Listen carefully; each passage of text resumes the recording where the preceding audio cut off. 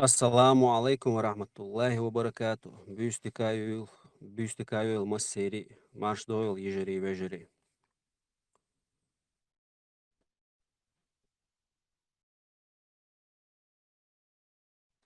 Taqwaytan maditsara tagan waya ifiri qayqan Ahmadu. Inshallah tan ittinwata Ahmad Chuweru. Inshallah nizam tsani har dahuri waya главный har chat dahuri ga albakov Shamil Ushun. Ishtumdu Shamil Hyuk taqduashtuq inshallah. بسم الله الرحمن الرحيم الحمد لله والصلاة والسلام على رسول الله مسانا السلام عليكم ورحمة الله وبركاته مساري بيجدي قليل داق ويا يرسي محتاجي دوق أميال دي ألشي دوق شناغنا دخز ديزش داق запись يجيوش داق يوتيوب شو قصر يوشيو Так, значит, начнем с презентации нашей программы на сегодняшний вечер. Как всем известно, сегодня в наш чат зайдет Ахмед Закаев, председатель Кабинета министров Чеченской Республики Ичкерия, и, значит, он ответит на вопросы, которые прислали нам в группу ВНС, а также на те вопросы, которые будут задаваться здесь в чате. Значит, я сейчас примерно опишу программу, которую мы составили, и мы максимально будем придерживаться этой программы, соблюдать низам. Значит, я напомню, что низам, значит, порядок в этой группе соблюдает или, можно сказать, ведет наш брат Вейн Си, админ этой группы. И, значит, все, что касается, значит, передачи микрофона, отключения микрофона, вот все это именно в его компетенции. И в компетенции других ребят, которые тоже вот управляют этим чатом, которые являются модераторами. Значит, начнем с программы. Значит, перед тем, как Амад зайдет, я объясню, какую программу мы запланировали. Значит, первое, сначала мы дадим выступить Ахмаду Закаеву касательно трех тем, по трем темам. Значит, по конференции, которая прошла в Брюсселе 27 ноября, конференция сторонников независимости, значит, какие у нее были цели, задачи, какие итоги у этой конференции, какие выводы мы делаем после проведения этого мероприятия. Дальше, вторая тема. Значит, вот этой первой теме мы посвятим 5 минут. Ну, значит, Ахмад Закаев в течение 5 минут расскажет нам об этой конференции. Вторая тема на 10 минут мы определили, касается протектората. Значит, то, что было озвучено несколько раз Ахмедом Закаевым в разных его выступлениях, в частности на конференции, вот это понятие международного протектората. Что имеется в виду, какие есть возражения по этому поводу, какие есть, ну, полностью эту тему он раскроет. Значит, как я сказал, 10 минут. Дальше, третья тема у нас перспективы, значит, нашей работы, нашей деятельности. Какие у нас на ближайшее время перспективы, что значит ожидает нас, какие проекты, какие действия у нас запланированы. И на дальносрочный, значит, период, какие перспективы мы видим на горизонте. Так, мне говорят, что меня не слышно. Подтвердите, пожалуйста. Shamil, хорошо. Хорошо, Нормально, Бека. да? Да. Так, да, продолжим. Значит, вот это первые три темы, касательно которых выступит Ахмад. И после этого, уже после этих трех тем, мы начинаем вопрос-ответ. Значит, вопрос-ответ, вот эту рубрику вопрос-ответ, мы ее тоже разделили на 4 части, на 4 подразделения. Значит, у нас будут вопросы, которые нам пришли в группе в течение вот сегодняшнего или вчерашнего дня, с тех пор, как мы сделали анонс. Мы сделали, значит, селекцию вопросов, которые нам поступили, и зададим их Ахмаду. Дальше у нас будут вопросы от участников этого чата, и также будут у нас особые гости, например, Ислам Белакиев, там Муса Ламаев и другие, значит, определенные известные личности, которые, значит, будут иметь немного больше времени на их вопрос, потому что они заранее с ними было это обговорено. Так, мне говорят, что очень плохо слышно. شامل Чодик бешон шамил наушник умёчен вохазде. Ага, все. Так, значит, и четвертое подразделение вопросов — это вопросы, которые буду задавать я. Они касаются, значит, последнего или одного из выступлений Ахьяда Идигова в голосовом чате, в одном из голосовых чатов. Мне прислали запись, я ее прослушал и проанализировал, и по этой записи я составил некоторые вопросы к Ахмаду, которые мы зададим ему здесь. Вот такая вот программа. Насчет вопросов-ответов. Вот эти 4 категории, вот эти 4 подразделения, которые я сказал касательно вопросов, мы их будем, значит, задавать варьированно. Значит, не прямо сначала эти вопросы, потом эти вопросы.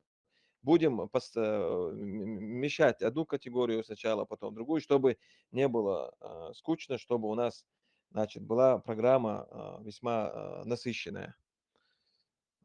Так, я пока остановлюсь. Я сейчас постараюсь найти наушник, потому что мне все говорят, что очень плохо слышно. Вот мне присылают эти сообщения. Муса, пока Ахмад не пришел, ты тогда возьми микрофон, и я сейчас постараюсь себе найти наушники. وجري قطوع ديك تخش ويشين ديك تخزق يخشر شر ويل يخشر ويل شاني شون ديك خزر دوشون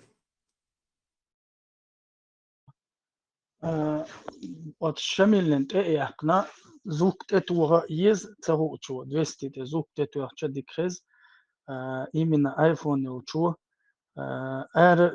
чувелч не слушался не слушались а наушник тевелч сун одик хез а наушник тяю чхена чох слабый хез из дук чубол шхена дела или телефона 200 дела ишти проблем суна холк наушник тецевелч дик хез тахул сун цанца.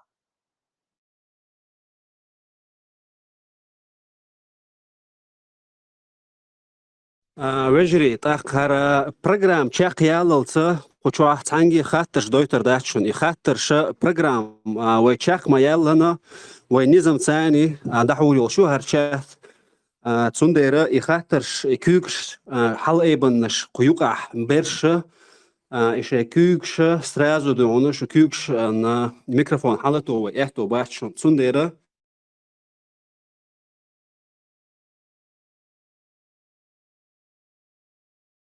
سون خشوة تاعي داخل دريا ممكن لرونا وين سي موسى يقرب يا لرونا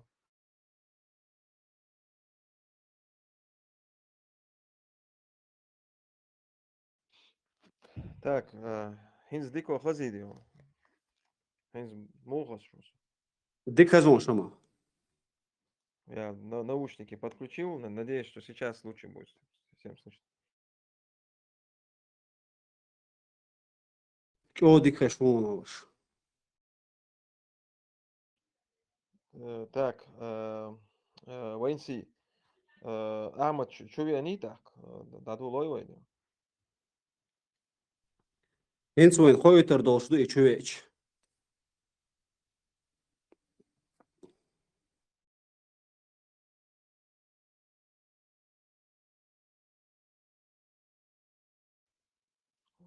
Так, ну я пока предварительно еще раз напомню, конечно же, что السلام عليكم سلام ما شاء الله شعب شوي مس يجشك السينا بيحتسبيلر diyor şu انت دولار diyor تعليم ثاني لازم يعني خليه قزاحة مدري Барсахтяч, Лирсюк, оказывается, Европе брюссельский барсахт алхила кузаха ворсахтера цундел замин хилашин вен сайн бяхца было дюхташу масяга.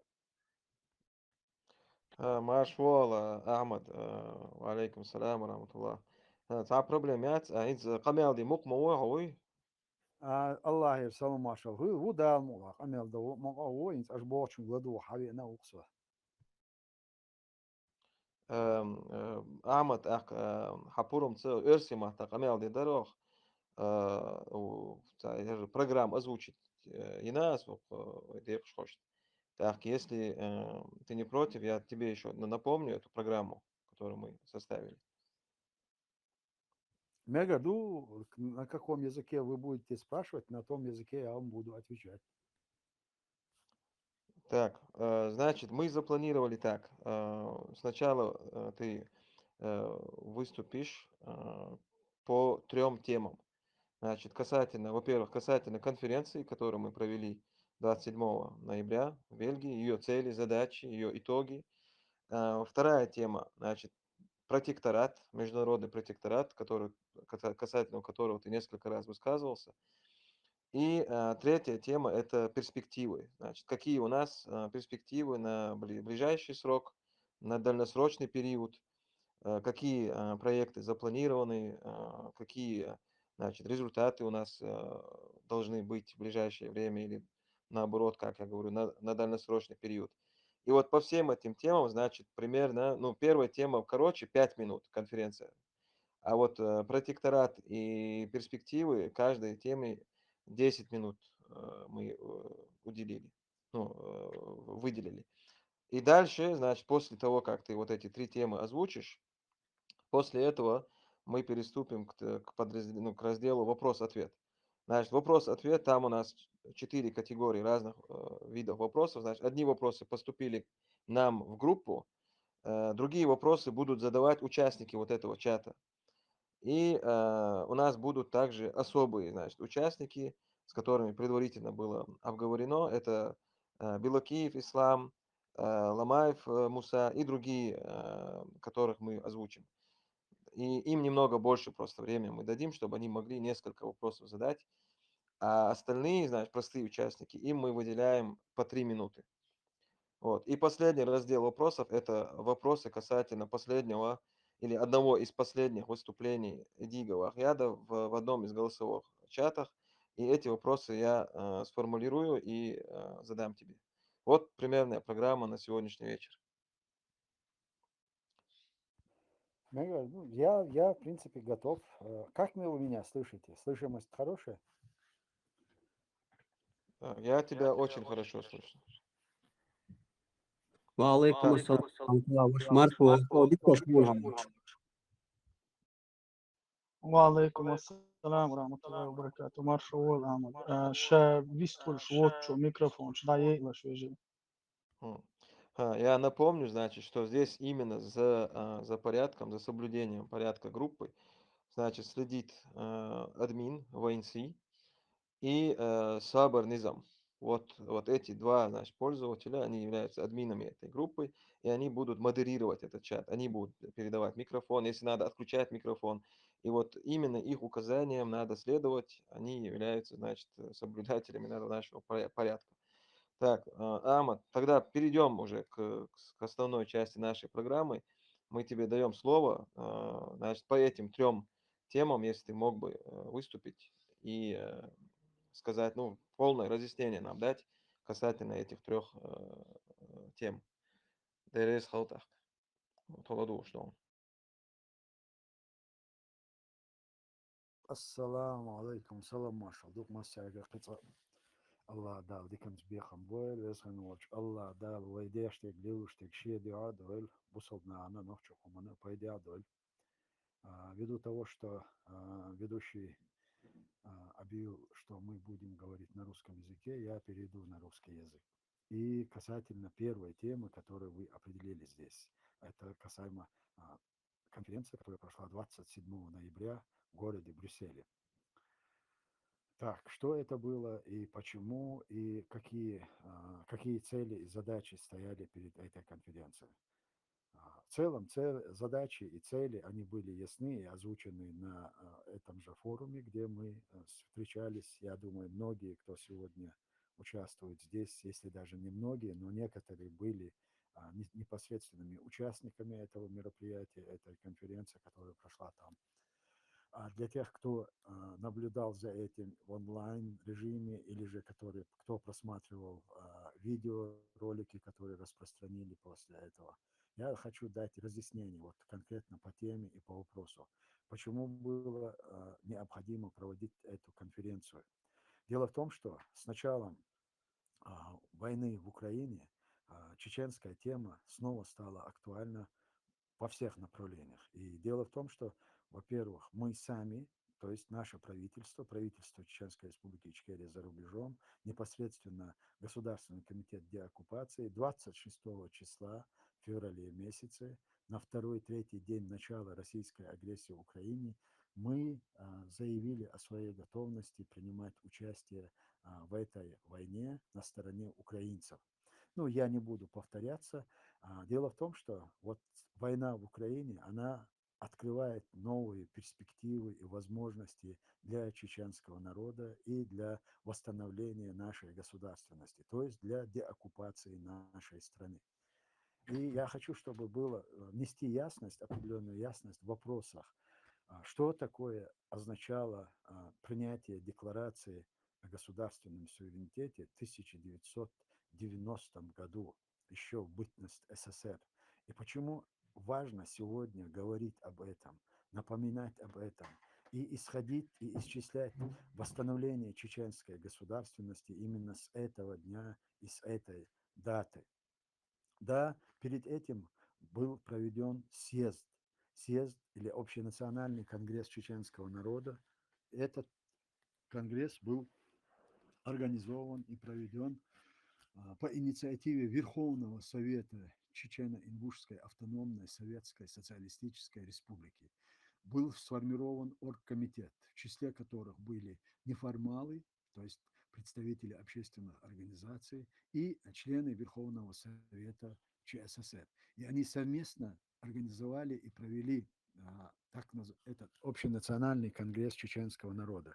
И на этом конгрессе была принята декларация о государственном суверенитете. Съезд проходил 25-26 числа, а 27 состоялась сессия Верховного Совета ЧССР, где была утверждена эта декларация. Но в законную силу эта декларация вступила не 25-го, не 26-го, а только после того, как эту декларацию утвердил Верховный Совет Чечено-Ингушской автономной Советской Социалистической Республики во главе с Завгаевым. И вот с этого времени декларация о государственном суверенитете вступила в силу, и с этого дня Чечено-Ингушская республика, Чечено-Ингушская автономная Советская Социалистическая Республика изменила клише, и с этого времени стала называться Чечено-Ингушская республика. То есть это означало, что автономная республика, которая имела статус автономной республики 25-26, с 27 числа статус Чечено-Ингушской республики был уравнен с союзными республиками, с Российской Федерацией, с Украиной, с Грузией и с другими союзными республиками, не буду перечислять. И почему сегодня это было для нас очень важно? Именно исходить и говорить, и заявлять о том, что восстановление чеченской государственности произошло там. Дело в том, что в международном праве существует два принципа. Принцип территориальной целостности и принцип права народов на самоопределение. И в каком случае вот этот принцип права народов на самоопределение работает? Оно работает только в том случае и не идет в противоречие с принципом международного права о территориальной целостности, если законодательство страны, метрополии соответствует и отвечают тому, что если нормативные акты позволяют этой республике или части этой страны провозгласить свою государственную независимость. И вот в нашем случае именно так и было. В апреле месяце Верховный Совет СССР принял законы, уравнивающие автономные республики с союзными республиками.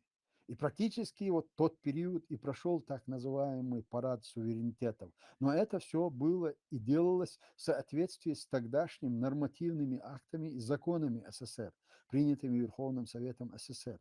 Поэтому они не противоречили и не шли вразрез с принципом права народов на самоопределение, оно не противопоставлялось праву территориальной целостности страны, потому что сам закон позволял делать этого. И поэтому именно Верховный Совет и инициировал эти события. Но это было сделано не для того, чтобы предоставить свободу вот этим субъектам, которые возвышались или менялся статус от автономной союзной. Дело в том, что это происходило именно в тот период, когда Горбачев и Компартия старались во что бы то ни стало сохранить СССР, только придать ей другую форму и другое звучание. И для этого необходимо было увеличить состав союзных республик с тем, чтобы, допустим, Российская Федерация, Грузия или другие республики не отходили от СССР, а продолжили бы оставаться членами, и был подготовлен так называемое Новоогаревское соглашение, документ готовился. И в этом документе, и вот когда готовился этот новый договор, в этом процессе подготовки этого договора Чечено-Ингушская республика наравне с другими союзными республиками, с Россией, с Грузией, с Украиной, с Казахстаном и даже с республиками Литва, Литвения, Эстония, которые они заявили о своей, что они не будут подписывать в качестве наблюдателя. Но у КПСС были свои люди, которые были готовы поддержать этот проект, потому что 40-50 лет нахождения этих стран под советской оккупацией, естественно, имели определенные свои люди в этих странах, свои ставленники, и та партноменклатура, которая всецело поддерживала тогдашний строй, то есть Союз Советских Социалистических Республик. И поэтому сегодня нам очень важно показать миру, что наша независимость, и вот именно поэтому, исходя из этого, когда мы готовили документы, пакет документов, которые мы передали Верховную Раду, мы даже в этих документах именно и подчеркивали, что Чеченская республика, она существовала 2 года, почти 2 года до развала СССР. После развала СССР в декабре 1992 году, вот тогда, только тогда, вернее, в 1991 году Чечено-Ингушская республика до наших выборов, которые прошли в 1991 году, в октябре месяце, в этом же году депутаты всех уровней Ингушетии приняли решение отделиться от Чечено-Ингушской республики и создать свою республику в составе Российской Федерации.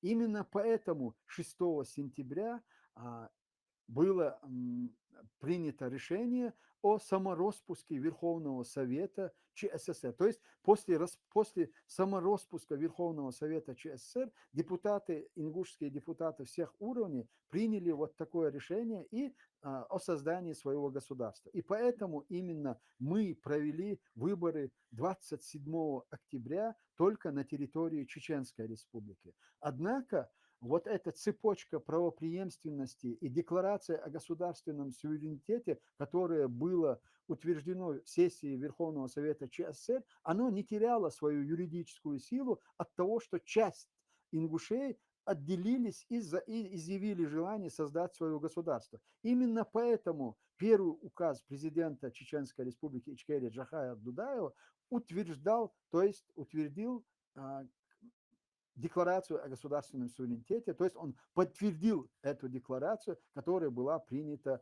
в 90-м году 25 и 26-го и в последующем утвержденной сессии Верховного Совета. Я просто, чтобы было понятно, для нас принципиально очень важно, чтобы сегодня нас не обвиняли в том, что мы вышли из состава Российской Федерации в результате там революции, восстаний, бунта там и прочее, прочее. Нет, мы вышли из состава СССР абсолютно легитимным образом, абсолютно обоснованно и опираясь на внутреннее законодательство тогдашнего государства, Союза Советских Социалистических Республик. И поэтому наша декларация о государственном суверенитете не противоречит и принципу территориальной целостности российского государства. Оно абсолютно соответствует принципу права народов на самоопределение, которым воспользовались тогда Российская Федерация, Украина, Прибалтийские республики, Грузия и остальные другие союзные республики. У нас исключительно идентичная правовая основа провозглашения независимости и восстановления своей государственности. Именно поэтому для нас важно и необходимо постоянно подчеркивать и напоминать миру, что мы состоялись как независимое государство абсолютно легитимным образом. Наше государство и наши государственные структуры, они абсолютно легитимны. Легитимны, насколько были легитимны тогдашние Верховный Совет СССР, сегодняшняя Российская Федерация. Но Российская Федерация уже давно перестала быть легитимным государственным образованием, но мы, благодаря тому, что мы сохранили вот эту правопреемственность, мы по сегодняшний день, несмотря на то, что наша территория оккупирована, наши государственные структуры являются легитимными. И наша основная задача – это обеспечить эту правопреемственность. Именно мы хотели и подчеркивали вот этот момент и вот эти нюансы, которые уже как бы стали историей, и очень многие об этом не помнят. А для нас это очень важно и принципиально. Я думаю, что я уложился во времени или нет, я не знаю, по-моему, я немного перебрал. Я очень извиняюсь. Но в принципе, я сказал все, что, может быть, даже еще не все сказал, но я думаю, сказал достаточно, чтобы было понятно, что такое 27 ноября 1990 года. Аллах Ресхала Ахмад. Сейчас минуту или две, тогда паузу выдержим. Модераторам немного времени нужно. Значит, я резюмирую твой разговор. Значит, самое главное сегодня, что надо знать об этой дате, 27 ноября, это то, что, соблюдая международное право, нам надо максимально подчеркивать и максимально выражать то, что объявление независимости Чеченской Республики Ичкерия не противоречит, значит, принципу территориальной целостности, которая заложена в международном праве. Мы, значит, Чечено-Ингушская республика объявила независимость при развале Советского Союза и сделала это вполне легитимно. Значит, это самое, вот, что надо учать, и потому что вот эти два принципа, вот это именно суть всего, значит, обращения Ахмеда, то, что вот эти два принципа, которые содержатся в международном праве, они часто противоречат. И часто вот именно из-за этого бывает проблема признавать государство или не признавать. Вот этот принцип принцип права народов на самоопределение и принцип территориальной целостности каждого государства.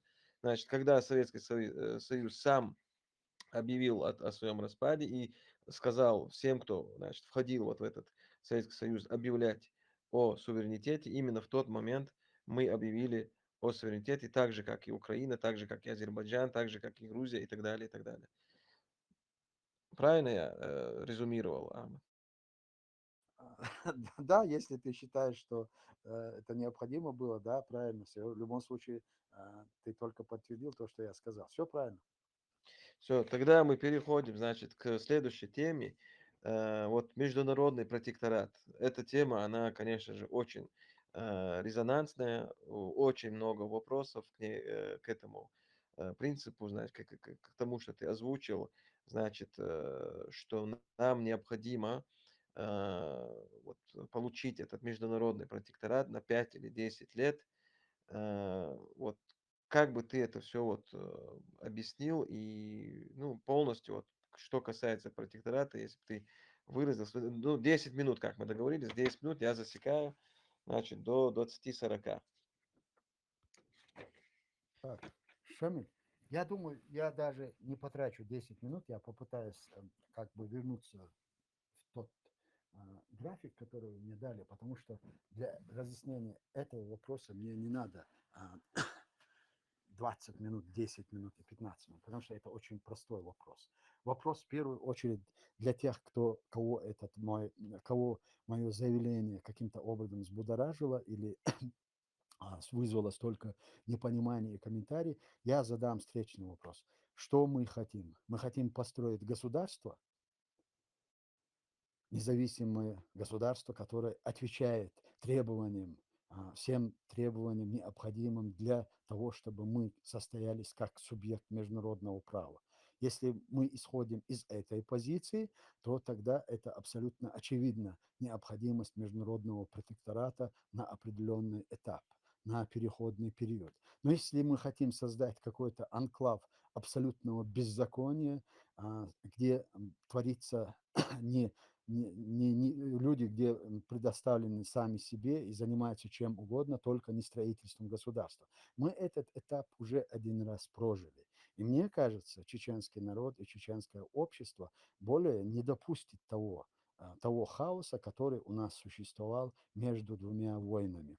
После первой окончания русско-чеченской войны, если бы наше правительство и наши официальные структуры пошли бы по принципу, по принципу создания международного протектората для нашей республики, я уверен в том, что второй войны не было бы. И у нас были абсолютно все основания для того, чтобы это сделать. Но мы, к большому сожалению, доверившись или поверив русским на слово, пошли по другому пути. Это путь был никуда. И в конечном итоге этот путь нас привел ко второй русско-чеченской войне, которая по сей день продолжается. Я не буду сейчас давать характеристику и оценку тем событиям политическим, вернее, политическому руководству тогдашнего периода, потому что я сам вхожу в это правительство, и я состоял в этом правительстве, и по сей день остаюсь одним из них. Я это подчеркиваю как нашу общую ошибку, не перекладывая вину конкретно ни на кого. Но моя позиция в этом вопросе, она известна очень многим, которые были в то время, являлись членами правительства, и мы знаем, какие дискуссии мы вели в тот период. Но тогда, в принципе, мы оказались в числе меньшинства, и пошло все, как оно получилось, так, как получилось.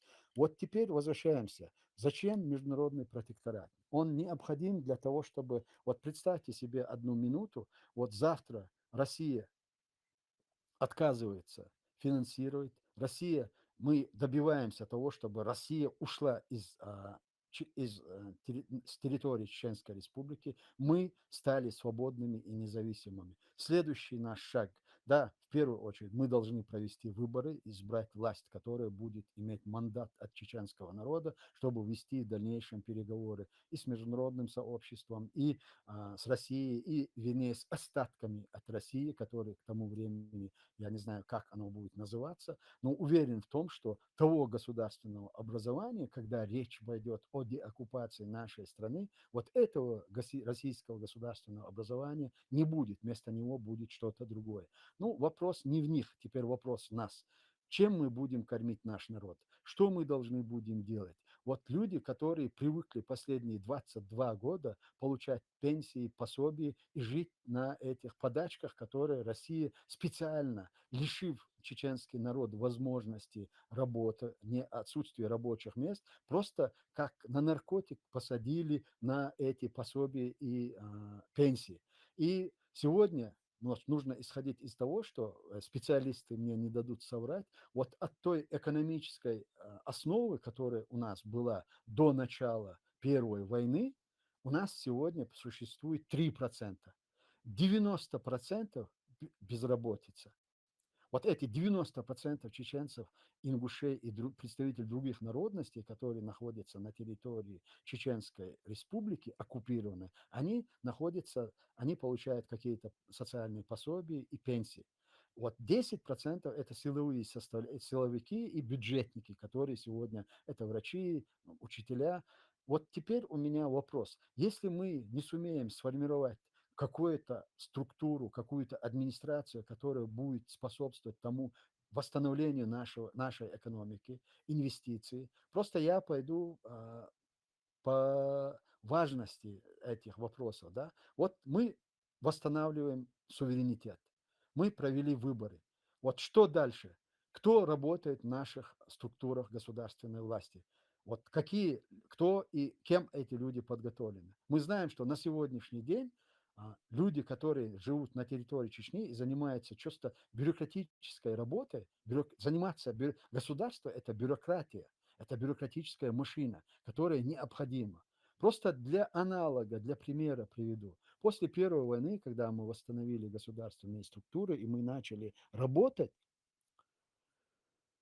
был принят такой, было в любом случае призывы провести люстрацию. То есть это чтобы не допустить людей, которые скомпрометировали себя в период Первой войны и которые находились на службе оккупационных структур власти. Вы знаете, когда Аслан Масхадов дал задание нашим соответствующим структурам выявить, кто работал в оккупационных структурах, 85% людей, которые работали в аппарате президента, правительства и других институтах власти, 85% это были люди те, которые работали в оккупационных структурах при Хаджиеве, Завгаеве. Это было за 2,5 года, вот за 2 года, скажем так, оккупация. А вот теперь представьте себе, 22 года оккупации, 20 с лишним лет уже существует оккупационный режим, и в большой степени на сегодняшний день люди, которые работают в этих структурах, они чеченцы, ингуши и, в любом случае, наши граждане. Вот представьте себе, послезавтра, когда мы приходим к власти и мы восстанавливаем наши государственные структуры, кто у нас будет работать? У нас будут работать люди те, которые работали сегодня с Кадыровым. Если мы не наймем этих людей на работу, то абсолютно нам неким будет их заменить. Вот для этого нам необходим переходный период.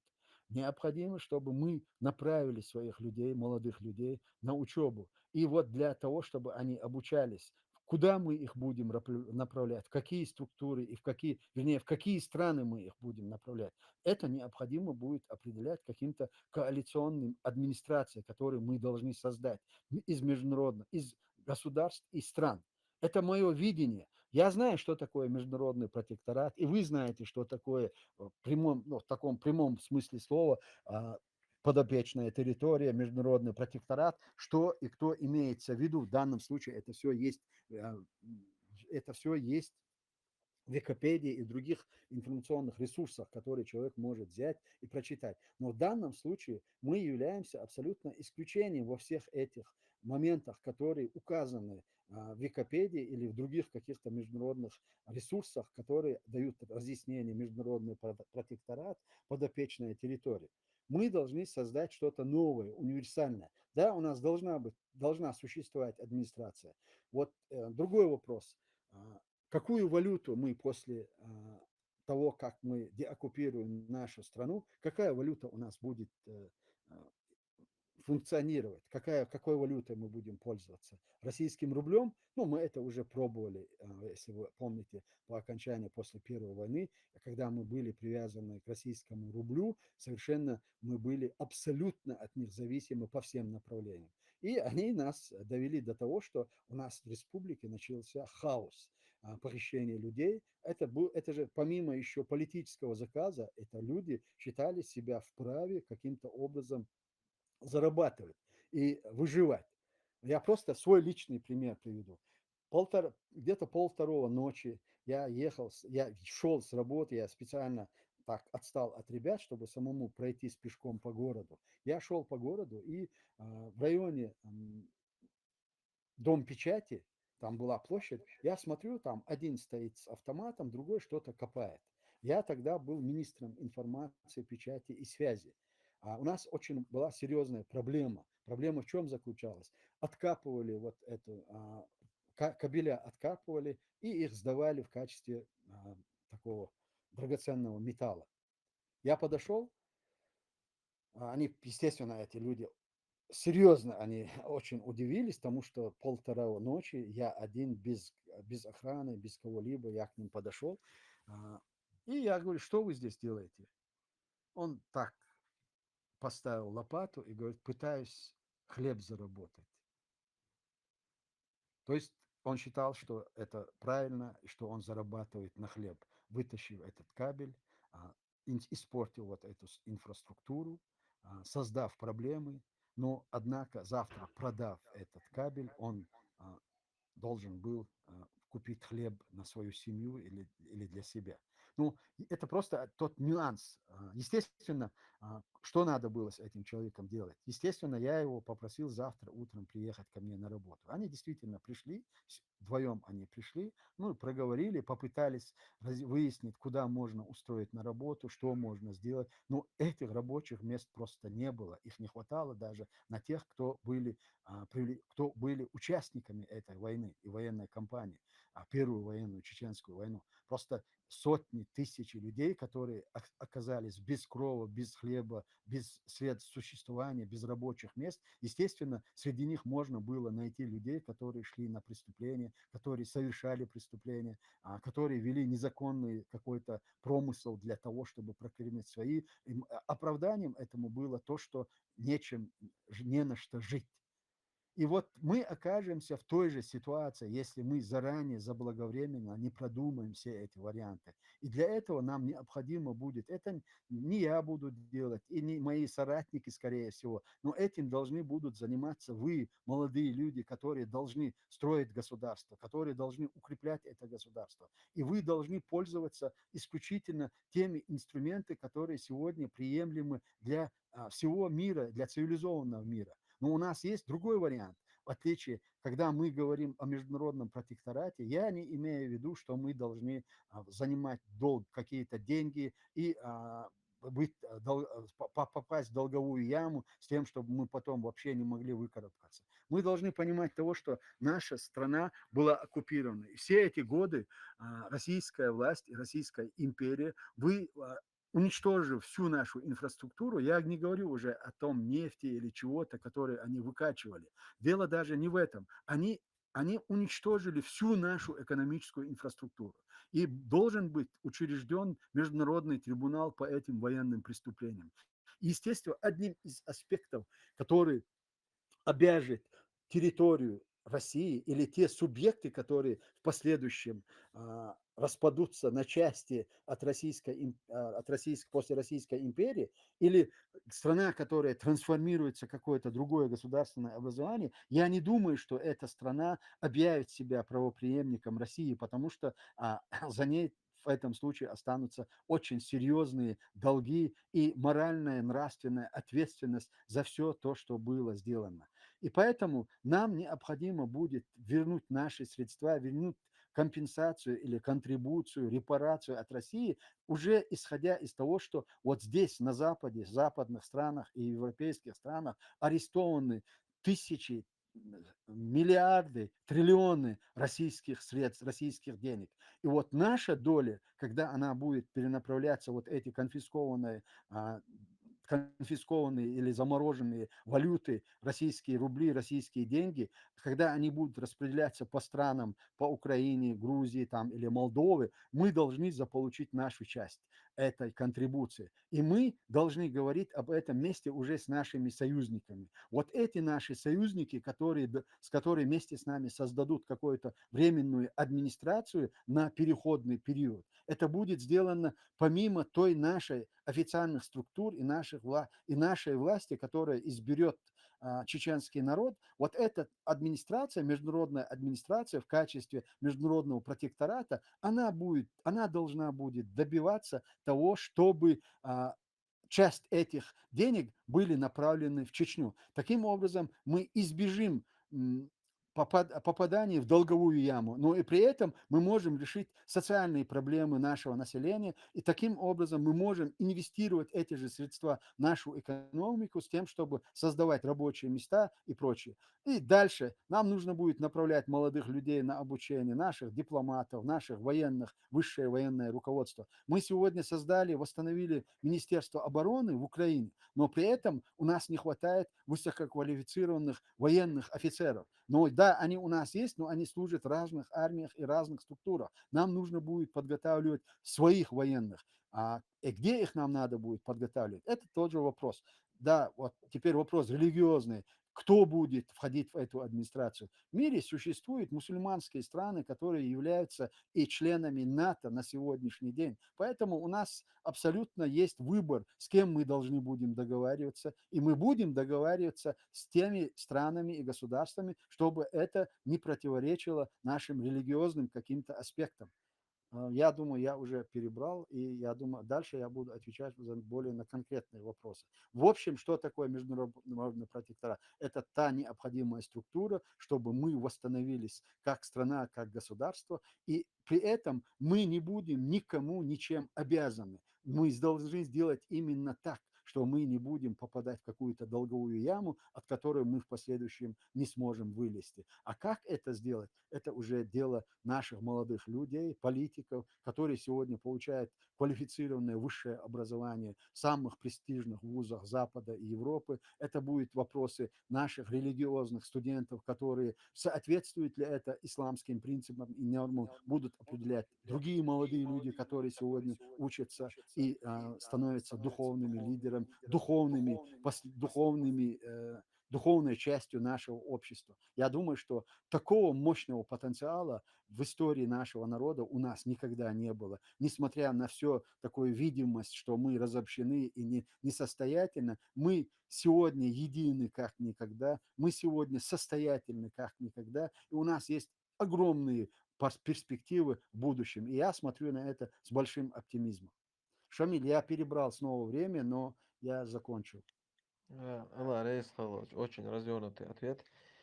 Значит, конечно же, по вопросу протектората у нас множество вопросов, которые мы дальше, когда придет время, будем задавать.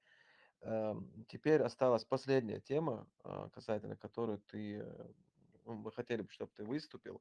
Это перспективы, вот дальносрочные перспективы, как бы, ну, вне вот этого протектората, вот помимо этого, какие у нас есть перспективы, какие у нас вот сейчас запланированы проекты, какая деятельность вот сейчас очень важная для нас.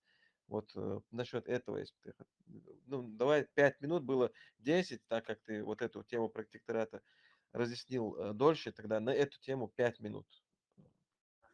Давай, дело в том, что ты сейчас задаешь вопросы, которые я, в принципе, не могу развернуто давать ответы. Это стратегия. Да, я вас хочу ответственно заверить, что у нас есть стратегия, у нас есть план мероприятий, который касается на ближайшую перспективу достижения деоккупации нашей страны, восстановления нашей государственности, проведения выборов в Чеченской республике Ичкерия уже абсолютно на свободных и честных выборах. И я уверен в том, что события, которые сегодня разворачиваются в Украине, способствуют тому, чтобы это время приблизить как можно, чтобы приблизить вот это время. И мы участвуем в этих процессах. Мы стали частью вот этих процессов сегодня, находясь в Украине. У нас в Украине создаются и формируются вооруженные силы. У нас в Украине на сегодняшний день находится на постоянной основе министр обороны. У нас в Киеве открыт офис, который, ну, вернее, уже есть помещение,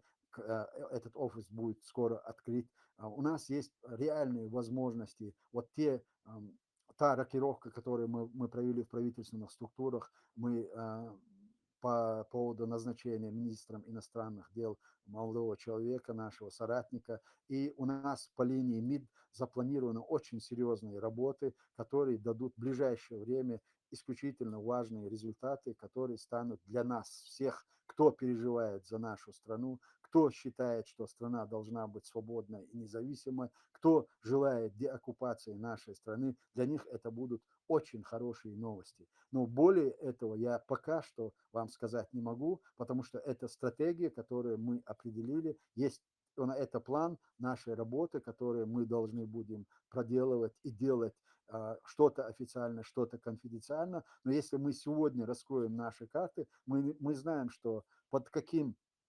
под каким вниманием находимся все мы и все, кто входит в официальные структуры чеченской власти. Поэтому, раскрывая сегодня здесь всю нашу стратегию, мы сделали бы большой подарок нашим противникам, которые еще борются за свое будущее, противостоят нам и еще не потеряли надежду окончательно победить нас. Они еще на это рассчитывают. Но Всевышний, иншаллах, на нашей стороне. И я уверен в том, что мы сегодня близки и к свободе, и к независимости. Так близки, как никогда мы не были. Шамиль, я закончил. Алла рейс, хала, Ахмад. Так, всем слышно, хорошо? شمو شميل. Так, тогда мы переходим к рубрике «Вопрос-ответ». Я сейчас задам, значит, первые 5 вопросов, которые нам поступили в группу вчера, сегодня. И дальше мы будем, значит, давать слово участникам этого чата. Значит, первый вопрос касается, значит, того же протектората. Так, минуту.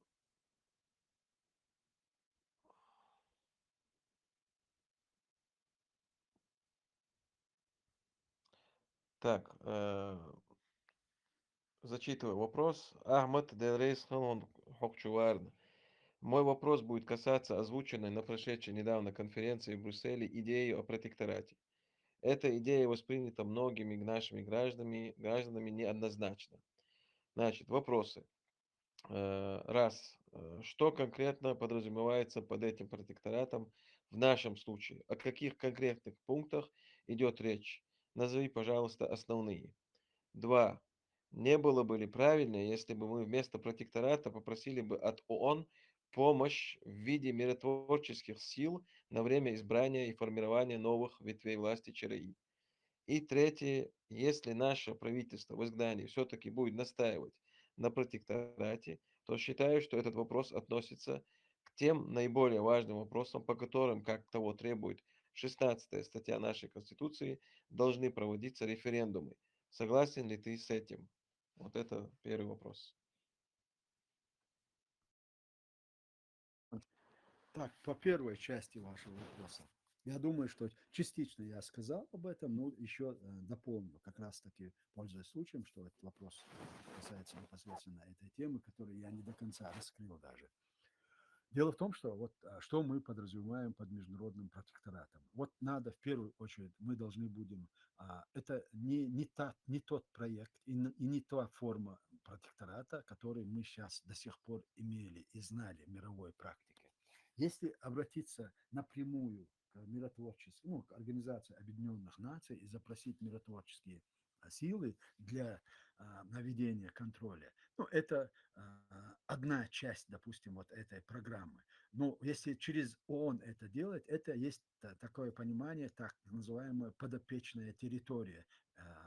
Вот эта форма для нас не подходит. Я думаю, что самое подходящее для нас, мы должны будем выработать и договориться с нашими союзниками. Нам необходимо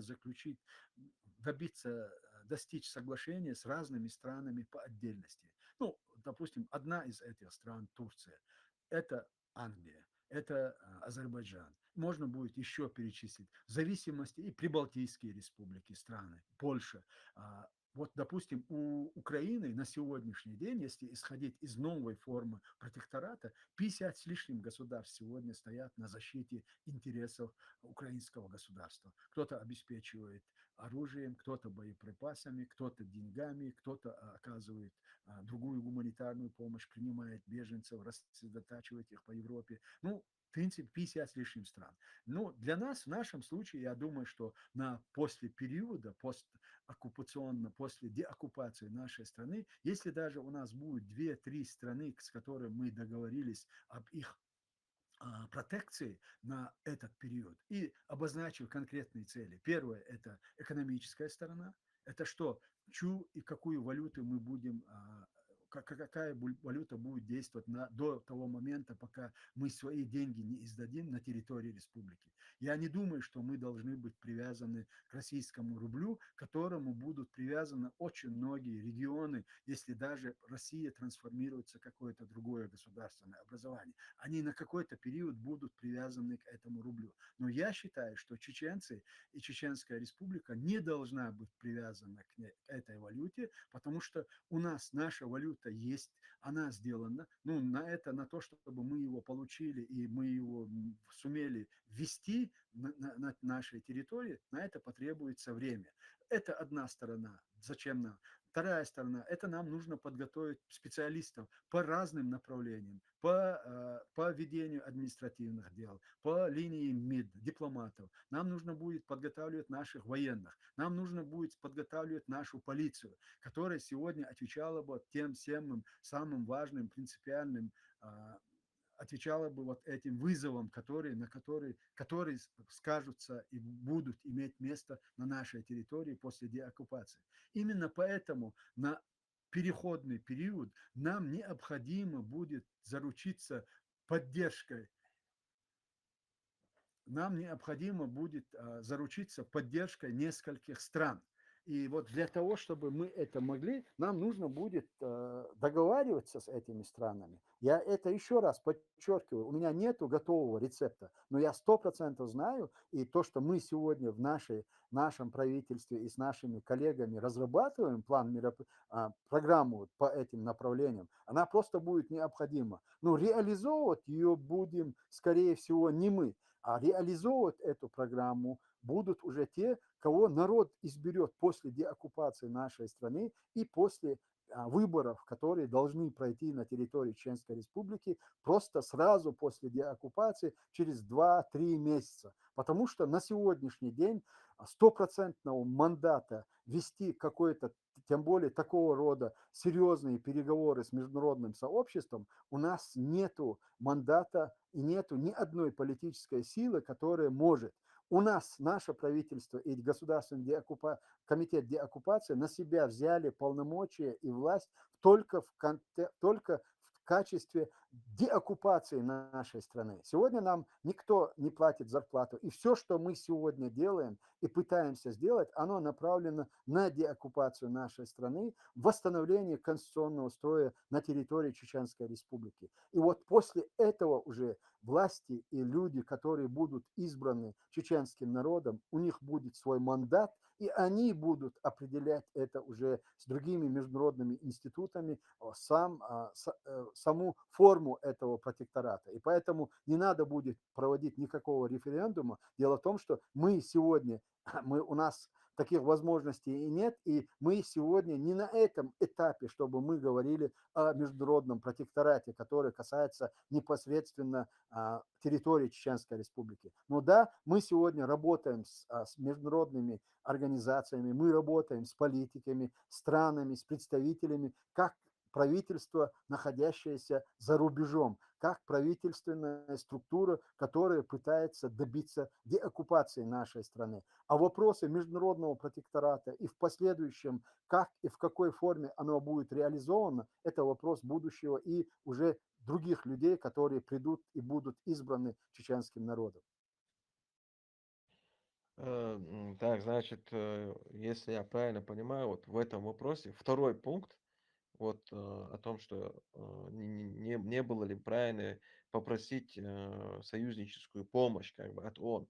Фактически вот твой ответ сводится именно к этому, что сегодня протекторат, как мы его знаем, значит, в определениях, которые на Википедии или в исторических, это не обязательно тот протекторат, который ты имел в виду. Ты имел в виду именно союзническую помощь, поддержку и содействие на период вот этого переходного периода, значит, на время этого переходного периода, пока мы не встанем на ноги. Шамиль, международный протекторат, это слово само, оно просто объемное, оно охватывает очень многие моменты. Но я не конкретизировал и не говорил о международном протекторате, который, допустим, упоминается в Википедии или в Организации Объединенных Наций, как подопечная территория, которая какой-то период будет находиться под стопроцентным контролем. Нет, мы должны восстановить нашу структуру, наше государство. Восстановление конституционного строя – это и есть наш суверенитет.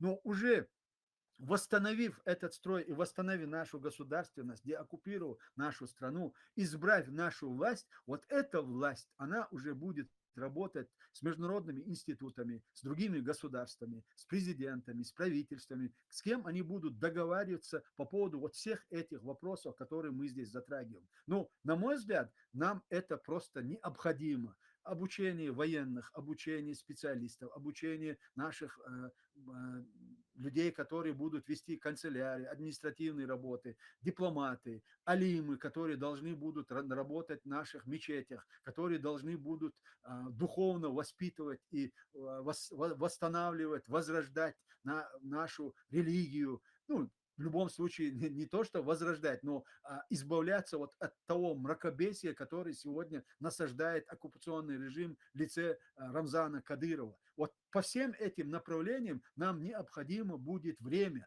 а для этого нам необходимо будет на переходный период иметь какую-то защиту для сохранения нашей территориальной целостности, нашего суверенитета и нашего государства. Все отлично. Так, значит, я пойду дальше по вопросам. Значит, второй вопрос, здесь он немного другой темы касается, и автор, значит, этого вопроса, он мне уточнил, вот я прям зачитаю как есть, чтобы это...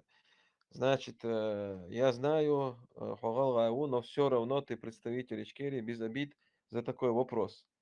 Но Хахтаб Ахмадик, он часто, даже постоянно упоминает ингушей в любом вопросе, причем тут Ичкерия и ингуши или другие. Для чего это делается и что ингуши как масса или народ делает или сделали для Ичкерии.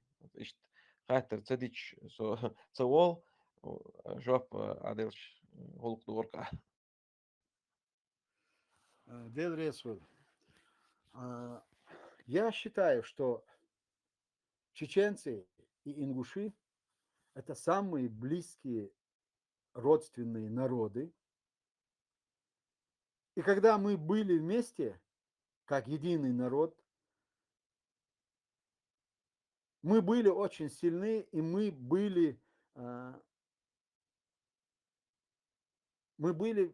так, вот это на русском языке слово, ну, самой доминирующей нацией на Кавказе. Я имею в виду доминирующей не в каких-то плохих моментах. Мы были самая многочисленная нация на Кавказе.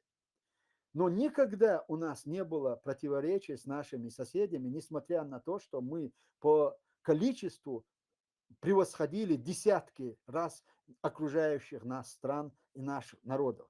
Мы ни одной пяди земли не заняли от наших соседей. Ни одной пяди земли за все это время существования. И когда я сегодня постоянно говорю, когда в привязке с чеченцы и ингуши, да, я напоминаю миру, что геноцид на Кавказе, современная Россия, начала с ингушского народа. Первыми жертвами геноцида так называемой псевдо-российской империи стали ингуши. И они стали им именно тогда, когда они добровольно изъявили желание, отделившись от чеченцев, создать свою республику в составе Российской Федерации. Да, я об этом буду напоминать и считаю, что после того, как Россия перестанет существовать как империя, мы просто обречены жить вместе. Мы просто обречены создать единое государственное образование. Вот как оно будет называться и в какой форме это будет, это уже будут решать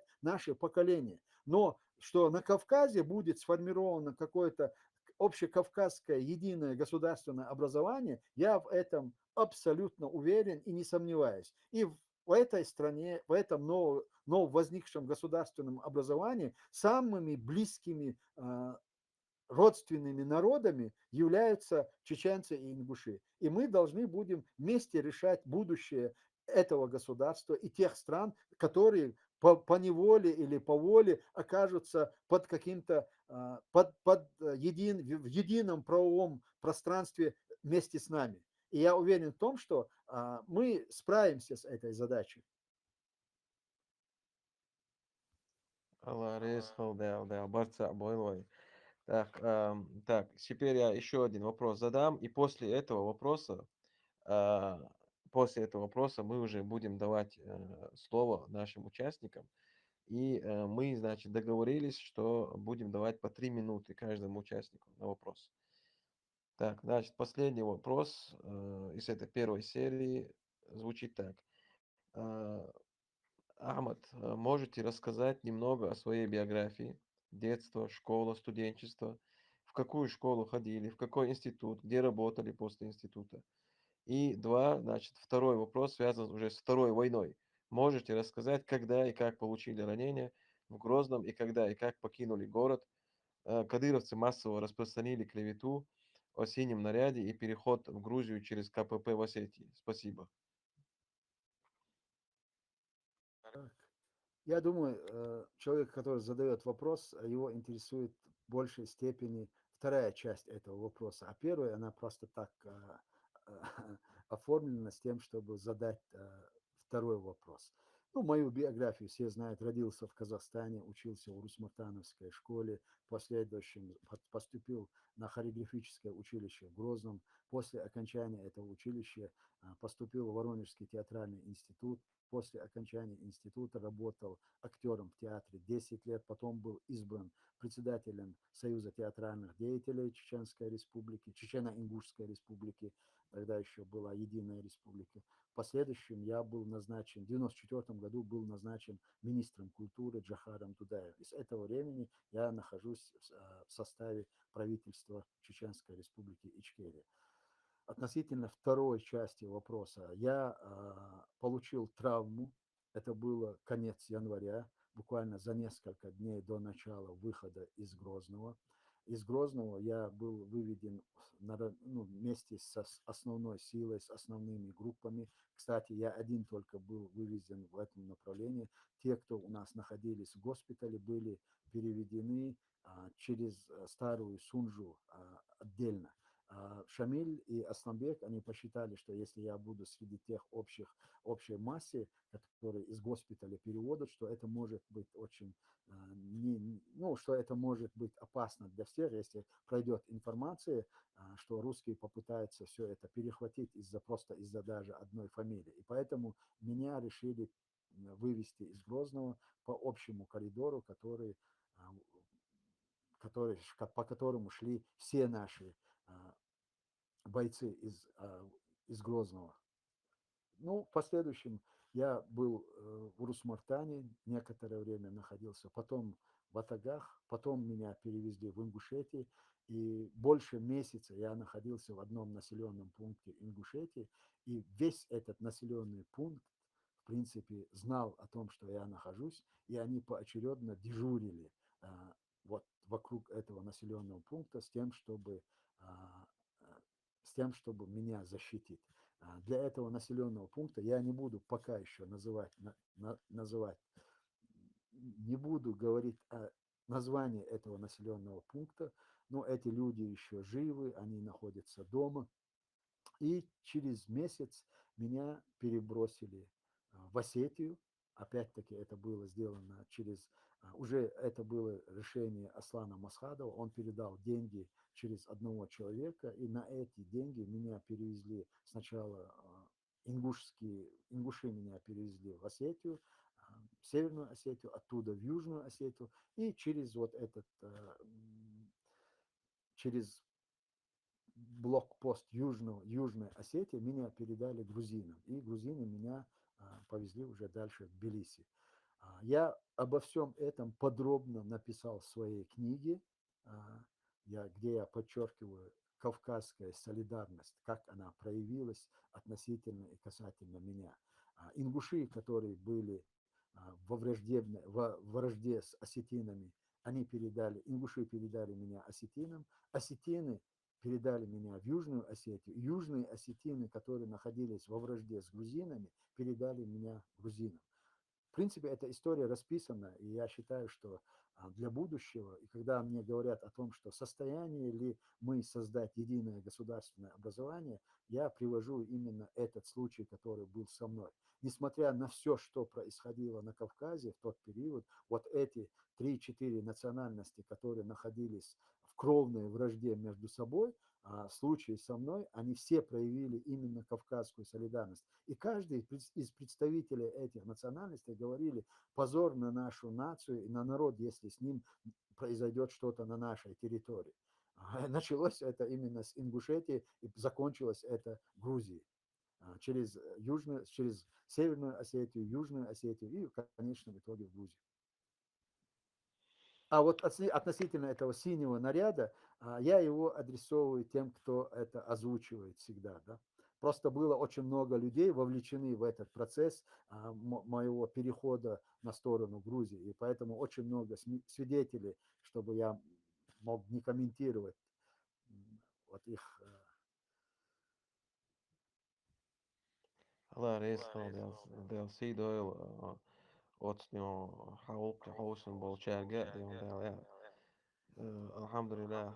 Так hinze way дейq шхошты дошлурду минутлош. Значит, мы передаем слово участникам нашего чата, значит, и это будет, значит, это будут вести наши модераторы, они будут решать, кому передавать слово.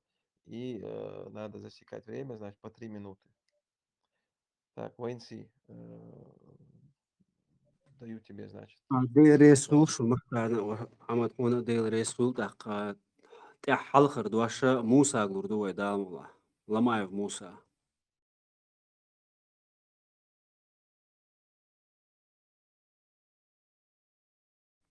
موسى دواش دون هيك Что ж, ассаламу алейкум. Можно я чуть попозже отвечу? Тажим занят, высыл. Ва алейкум ассалам ва рахматуллах. Вайнси, качон лолта, качон.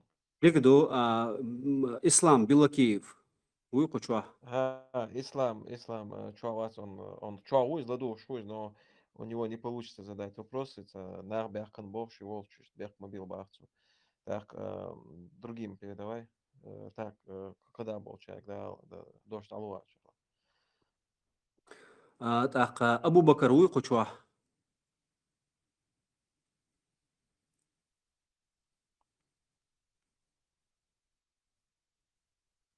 أبو بكر حوي قشوا ولا حكيك حلايبة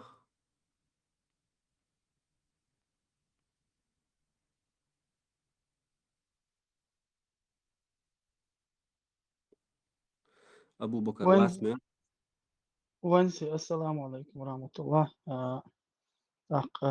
غرتا كروتك خاطر دور تسان وشو دايتنا دور أحمد ديتان دوشتولز هما نوقي ديش دويل دايتان درر انت чубях наш буйвой от по статьям Российской Федерации, то статья сани чубях кам бахшвой جازين تاع 97% почти تاع خارج статья чубях кам бубовой تاع чубях кам ناغا تاع أدهم غير دولش دويتهم نختغن ويا تاع أو تدير زن شغينا يدوق حتى دايتا نقص شوي شو واجنا دلوش حتى دوشينا تون جوابت لي شيلا جوابت لي شتكر دكبو Ответственно, Allah дал эзер ин бална хал богил иш паргат богил моссу цербуйна амел стага вай хот яхалеч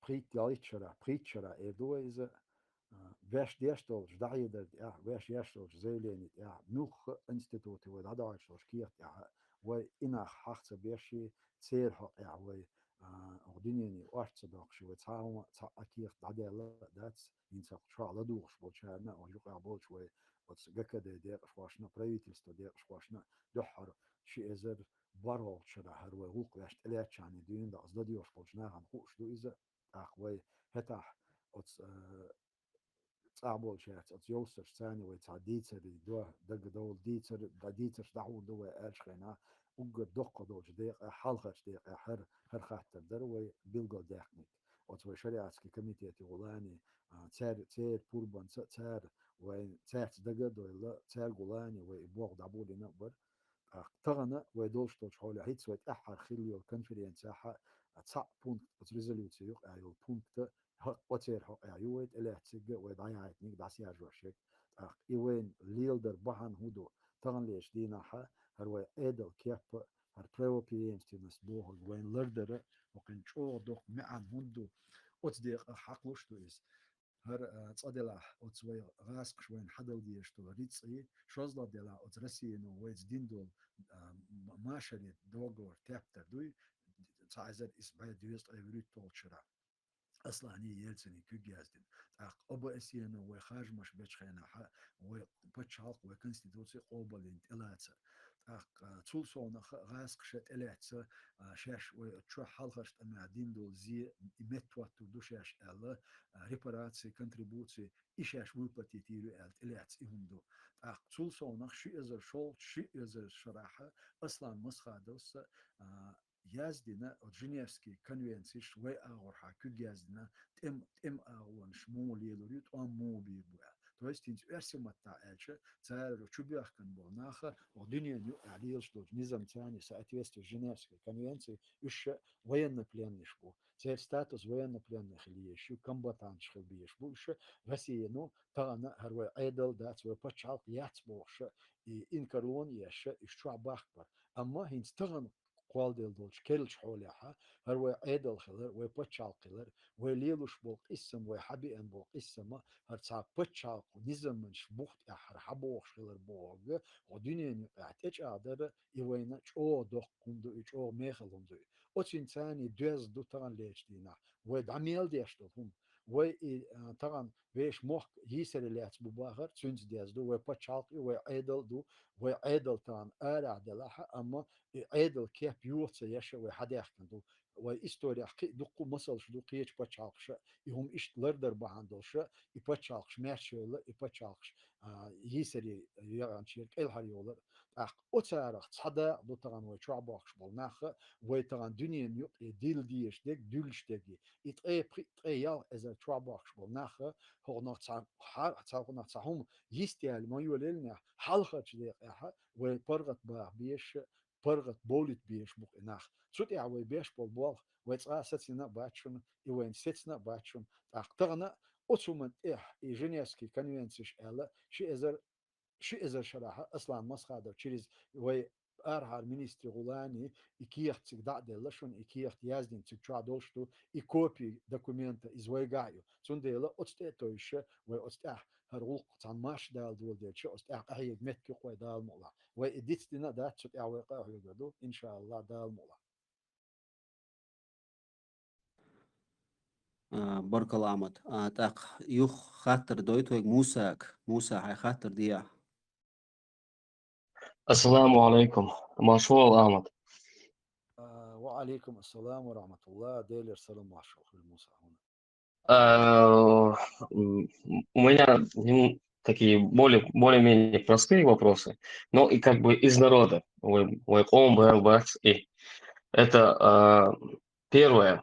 И инициирован ли нашим правительством Чеченской Республики Ичкерия, трибунал по Чечне Оксуна, так называемый, где озвучиваются преступления Российской Федерации и тех чеченцев, которые перешли на сторону Российской Федерации.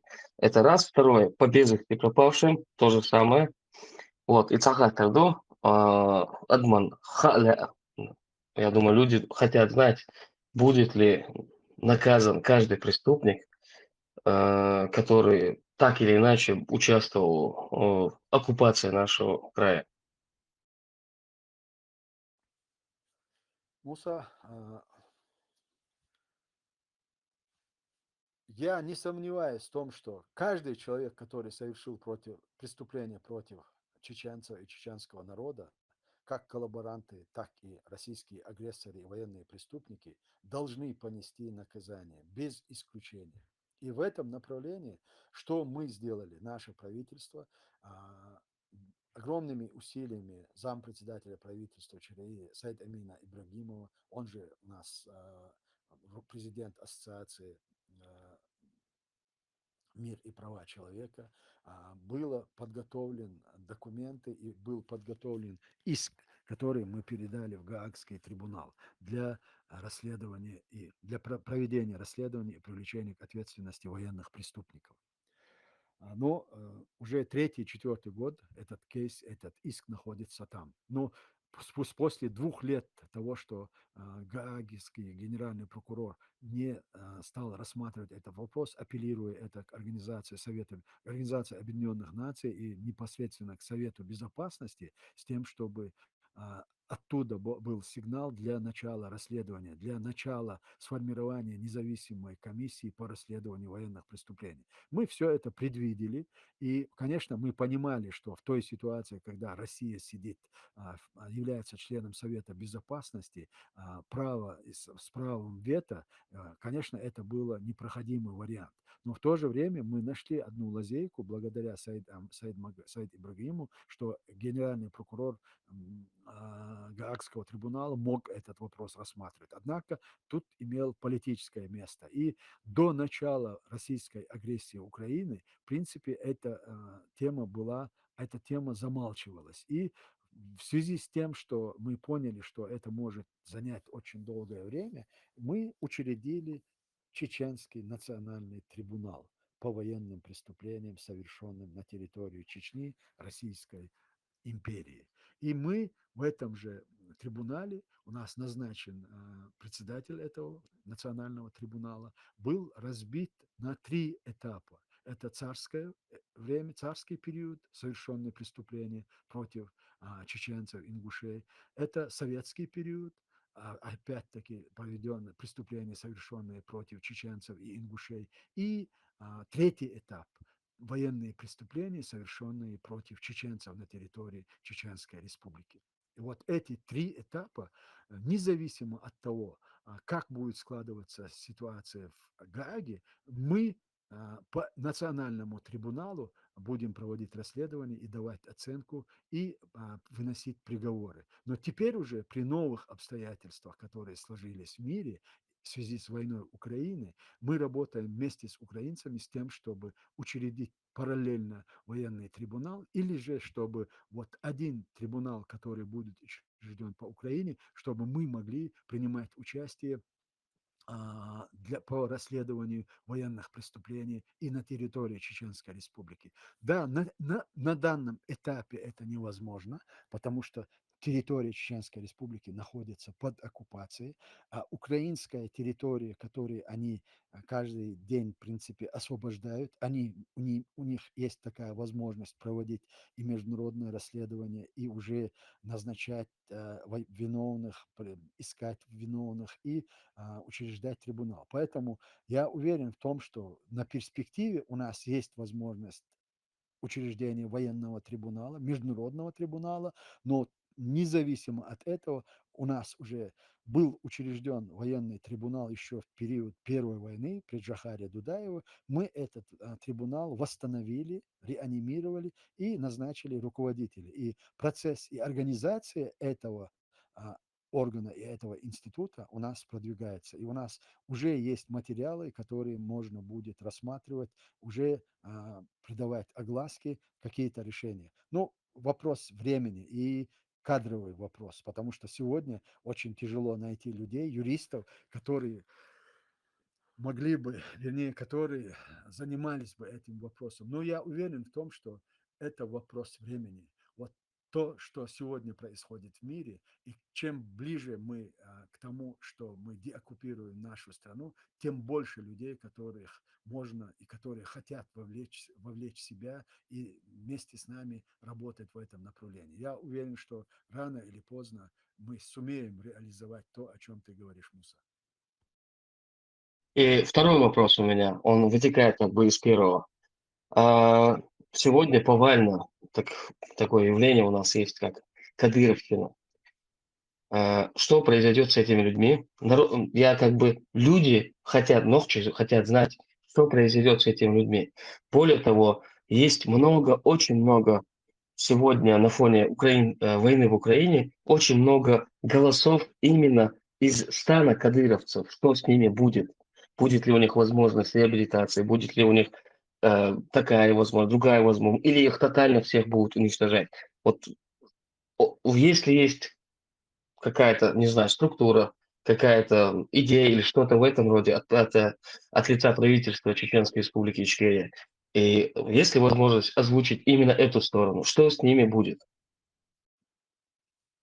Так, Муса, это вопрос, который ты озвучил, но этим вопросом задаются очень многие, сотни, тысячи людей. Дело в том, что мы не первые, которые оказались под оккупацией. И в мире есть уже имеется исторический опыт, как и что происходит в процессе деоккупации страны и с народом, и с теми, кто вольно, невольно сотрудничал с оккупационным режимом. А у нас имеется свой собственный опыт у чеченцев, у ингушей. Я был свидетелем того периода, когда произошло декоммунизация чеченцев, Чеченской республики или Чечено-Ингушской республики.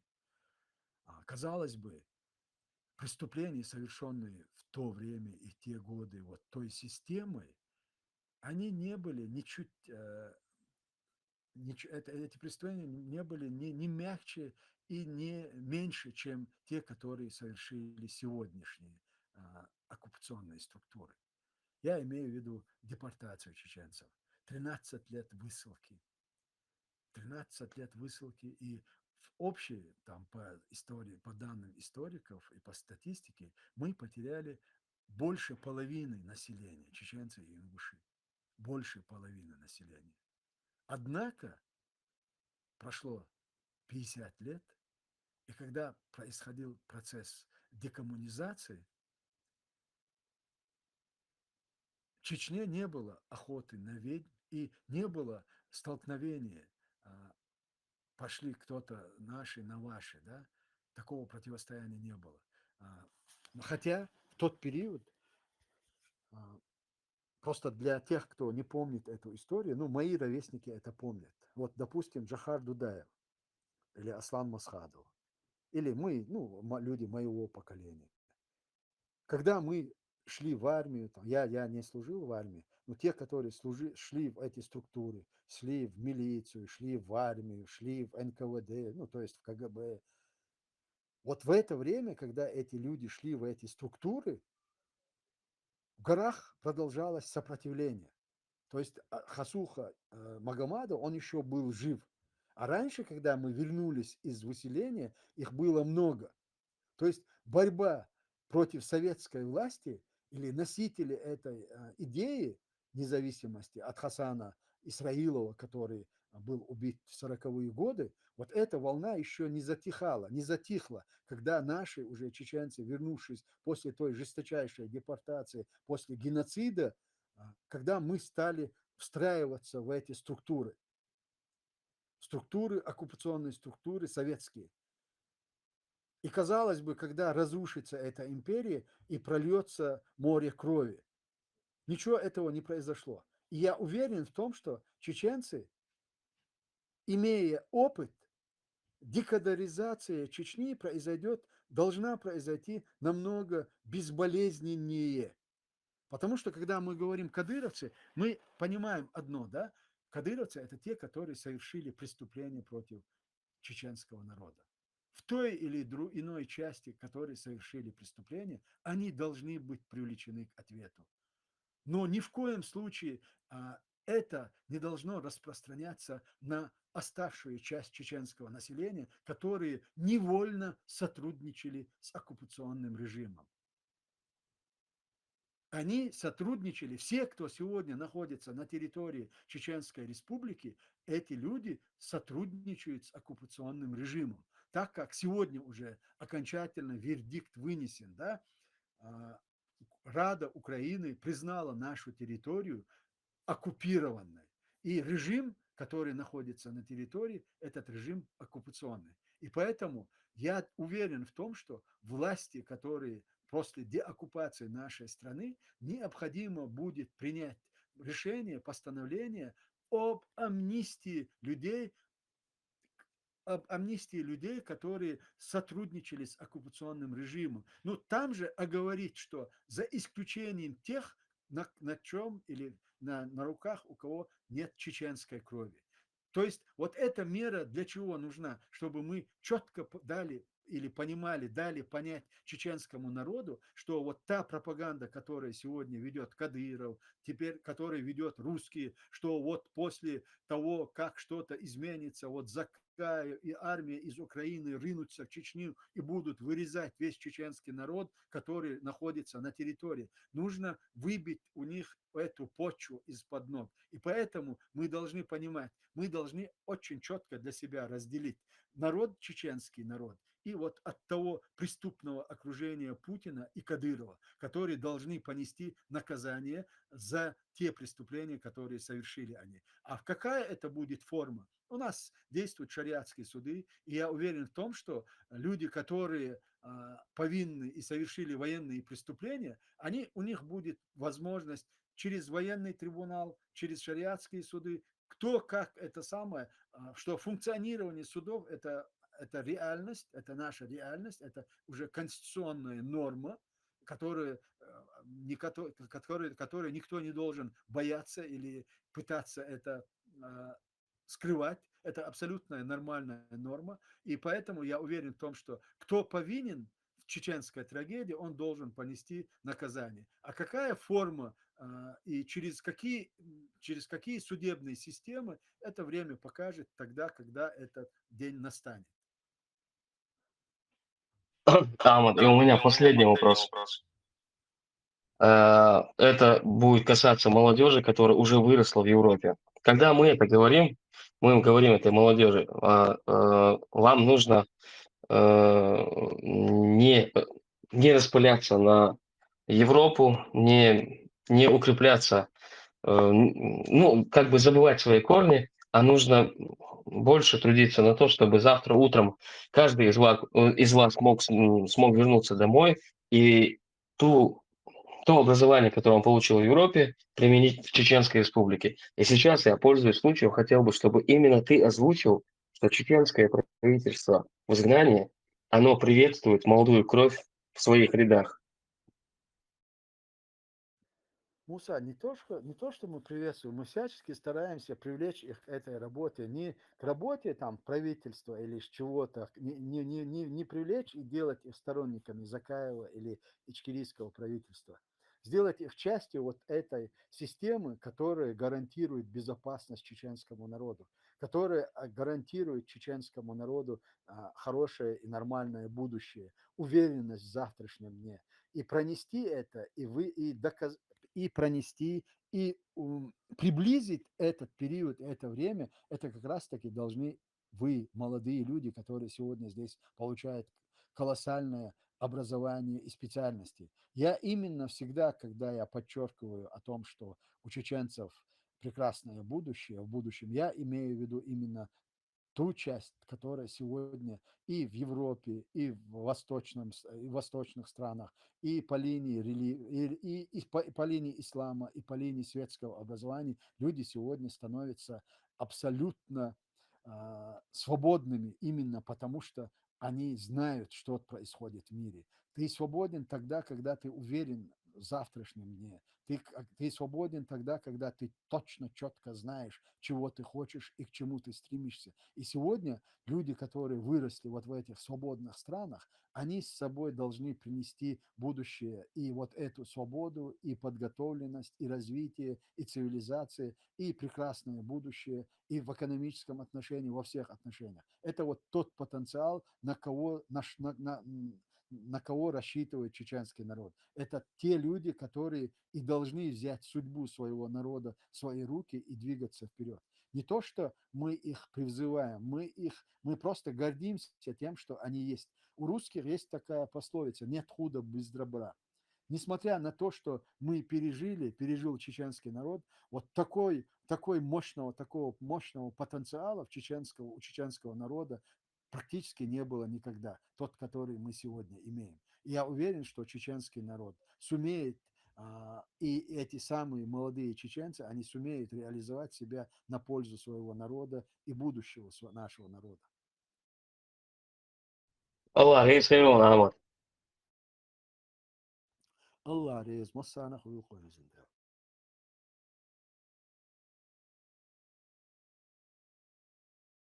Так, куза вайки хатташ дяшбу куза так по очереди цег хаттер до Литвы. Так, халхарч декер.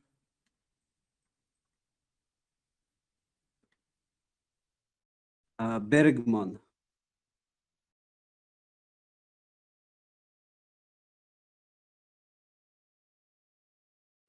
Ассаламу алейкум.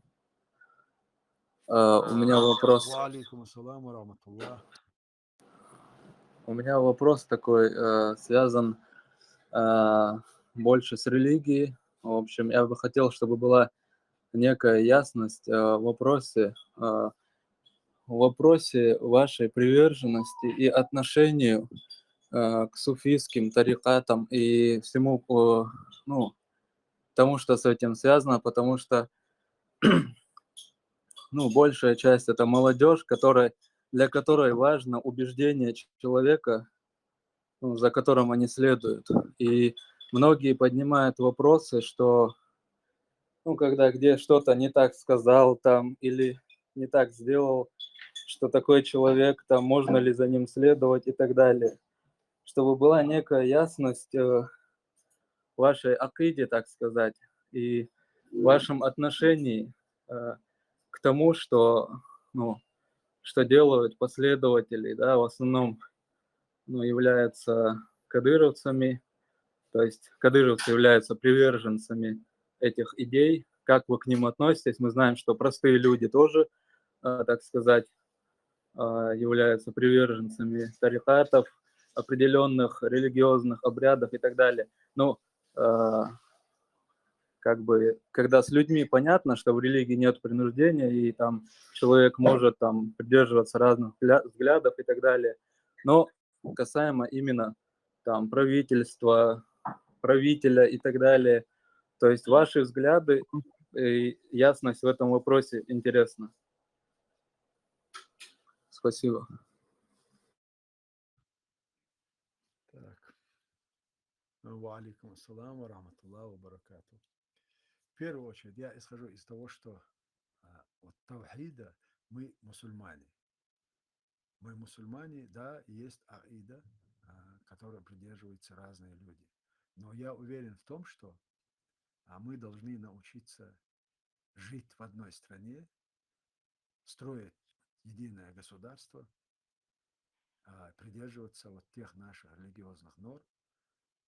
А то, что вы сейчас говорите и затронули особенно относительно тариката, да, вы знаете, что на сегодняшний день на территории Чеченской Республики 70-80% людей последователи суфизма. Но в то же время вы должны понимать, и я понимаю, то, что делает сегодня Кадыров, это никакое отношение не имеет ни к суфизму, ни к таракизму, вообще ни к исламской религии. Это абсолютное мракобесие. И человек, который сегодня претендует или называет себя лидером нации и духовным лидером, он не соответствует этим мерам. У меня, в отличие от него или от других, я не претендую на роль духовного лидера. Я сегодня занимаюсь тем, что необходимо добиться деоккупации нашей страны. Я пытаюсь быть приверженным тем основам религии. Это соответствует сунне и Корана. Иншаллах, я очень надеюсь на то, что чеченцы и чеченский народ освободится, и я уверен в том, что чеченский народ сумеет создать государство, в котором будут жить все представители религии в мире и согласии. И для этого у нас есть абсолютно все основания и все, что необходимо для нас. А как будет строиться жизнь и в чеченском обществе после деоккупации, это всецело зависит от чеченского народа. Я не претендую ни на чью роль, ни на роль духовного лидера, ни на роль политического лидера. Моя задача и задача моих соратников, которые сегодня находятся здесь, добиться деоккупации нашей страны, восстановления нашей государственности, и чтобы чеченский народ имел право избрать свою власть и строить свое будущее в соответствии и с религией, и с традицией, и с культурой. Я уверен в том, что у чеченцев есть люди, которые в этом направлении будут работать, и они достойны лучшего, чем то, что происходит сейчас на территории Чеченской Республики. Я закончил. يو خاطر ديت ويكوكوز إنه هو يكون إنه هو خاطر دي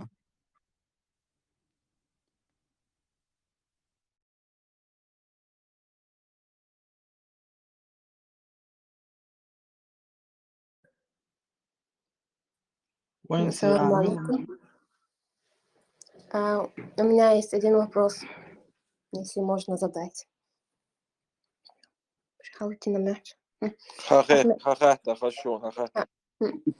Ахмед Закаев, вы неоднократно говорили, что не собираетесь участвовать в выборах президента, когда мы вернемся на родину. Тогда как вы думаете, кто будут кандидатами и кого бы вы хотели видеть президента Ичкерии?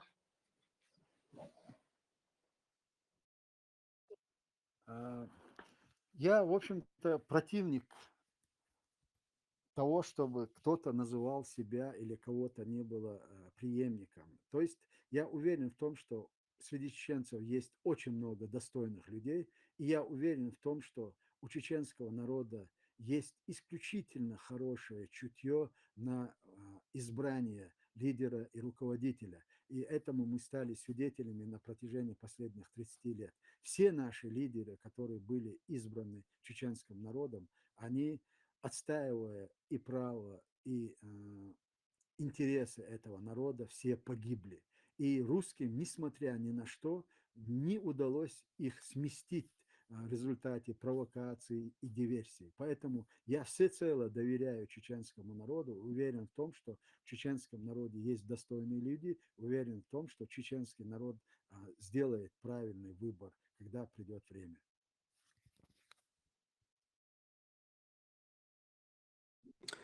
Следующий вопрос. Беллакиев ислам.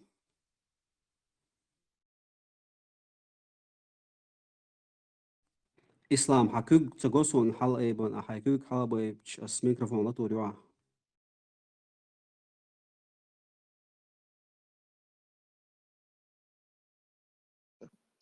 Он говорит, что поднял руку Уэнси.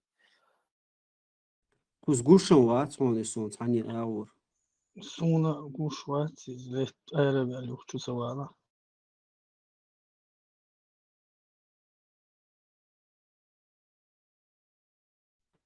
قيكوك تجوسون قوس حلقة بون. قول حلق حجبية كرور مهتسون كوك أيبون حجبية كرويش تخليها.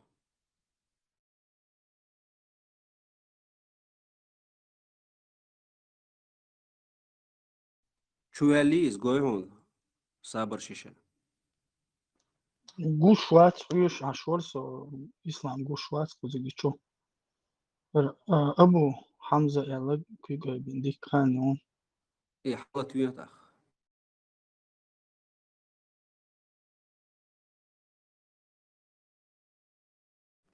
قصون كوك أيبون جوش تعاوات نجع سنة قوزويس ندينا شور دول يخ شو دول جميك شون سونار كوك أيبون. Тхунгуш Бонж, Уэнси, может, тебе надо перезагрузиться? Халай бендук на мон позагуш.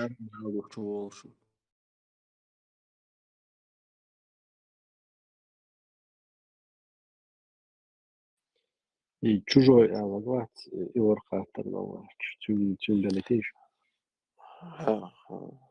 Чужой. Суабар. Халатвия чужой так.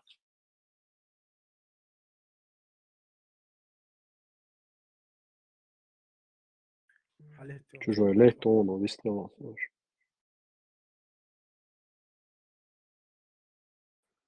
السلام عليكم ورحمة الله وبركاته. بيجي خير فوز ودك. وعليكم السلام ورحمة الله.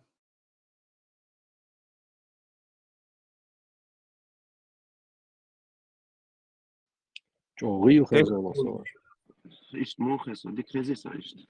زوج كتير أنا يسوي كم بروستو. مو خير. خوش وون حالا ديك تغير شو راح أي تاس ولا شامل. نورمально خوش وون السلام عليكم ورحمة الله وبركاته. بيجي ما شاء الله شو أعمل. أشيخ وعليكم أشياء السلام درس ورحمة بديش. الله.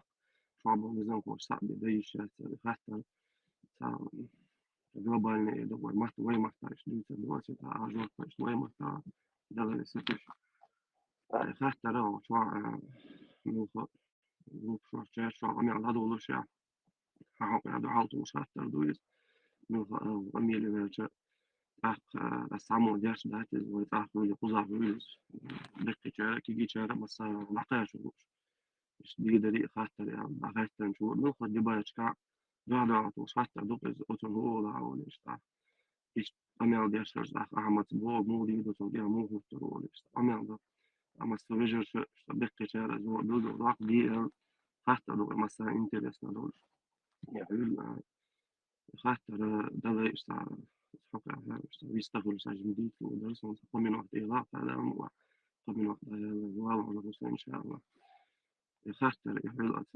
وزارة وين حقا هاي شيء تغيير حقا سبيس ثلاثة سبليز وشيء أنا يا الأصحاب يا والله تعرف حقا يلا أعمل إيش سبوا صوبنا تندش تقدر دينتي شيء دينتي تو إيش سبوا خدا قولي دينتي بقول إيش سخاء دينتي تو دق إيش بيستوت ما ديشن جنا دق ولا ديشن جنا تسمى ديشن جنا بقول علم دول شيء بقول بقول ديشن جنا تو عصو تبش زيني بيلان تو خاطر دق ودين دق خاطر أحتار إيش عندها شيء صح يطلع تنصار أتينا بقى على رزق ده عشان تحصل شو شاء دكتور وهي مرزان عليه ده عليه الصلاة والسلام حدو شو مش دوش غلط مرجع بيقول شو موسى ويمرس عليه السلام تعرف عن هو لبويت عن هو لتجمينا ويمر عليه الصلاة والسلام شاول شي جاب هذا ولا وقت بشوية قريشي حاول ولا نسبة غاش ولا مرسان هي غاش يحصل يا محمد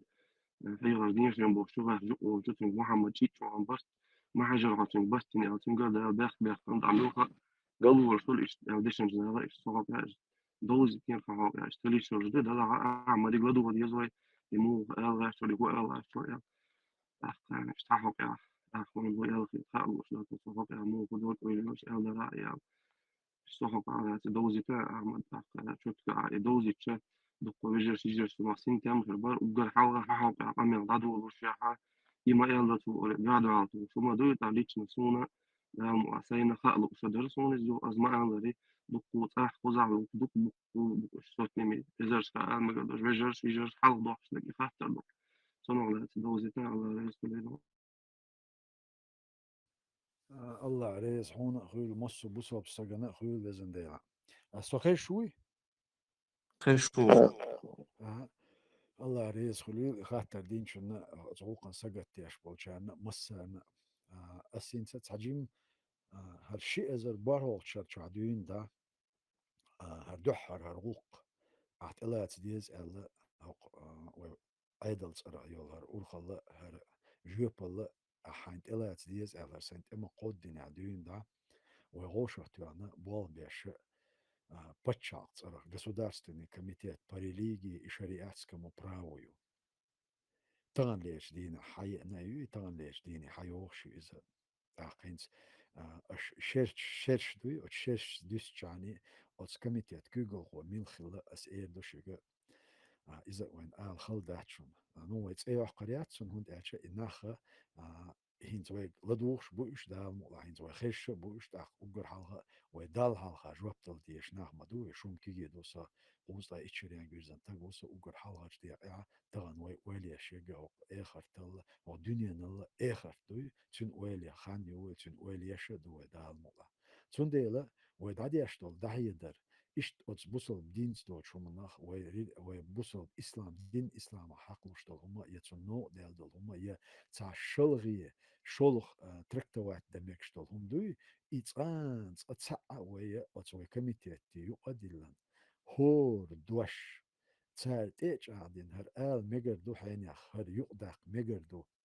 وإل ذات ستعديني كيرت شو داقن زيليني دو إذا زيليني وشو داقلي أتو كميتي تاعها يؤدلن تاج وقدو غيتن تاج ديشنا تاج يؤعيش وكاريكتيوش يأينا قاستن بوصل دين حق وشتوش وج تحت إيوش شو تشاستا إذا политически يو إشتدل على إذا تروغت صدير نوقع إيها أتسار بوربن ثاني دين يقداقن كيرتوك إزدات إدو تسجى أختارتك هو ديت نيكودو بينشكا إزرنشكا نحن بوي فرنسا حتى عشت إهتا تجعدول أدم ميلج أو حول شو يتندر إيش ميلج أو ووش حول عبر تجع بيرش بول وي نوخشي إيدو وي أس حول يحا وي بريويتلستو تصرخ تا أتسن كيل يس تان أورها تغن أتبوصل ناهنا ويناهنا تجع بيرش بول تان أتعيد خلش بول تعاتم إتعجم كادلو أو ييز ألا إشت أتكميتي تاع بيلغل داقن قوبل دينا إشت يو داقن زيوليني دوكس نوتيغا يازينيك سفا ميليو كنت أرشا أورخ اللي كيغل هو سوال ديت ديكشون ووشون خلشتوشون هنز أما باخري يوق داقنا يوق ديلنا وي آل ديز آل بولناخا اشتغن دين مبوي اشت آل شوينا اتان وين شرع ومقوشتو آل اتسال بيلغل داقنا اشت يوق داقن دقون وي زيوليني سوش اتقاتشن بولش دويون اس ديل دول جرب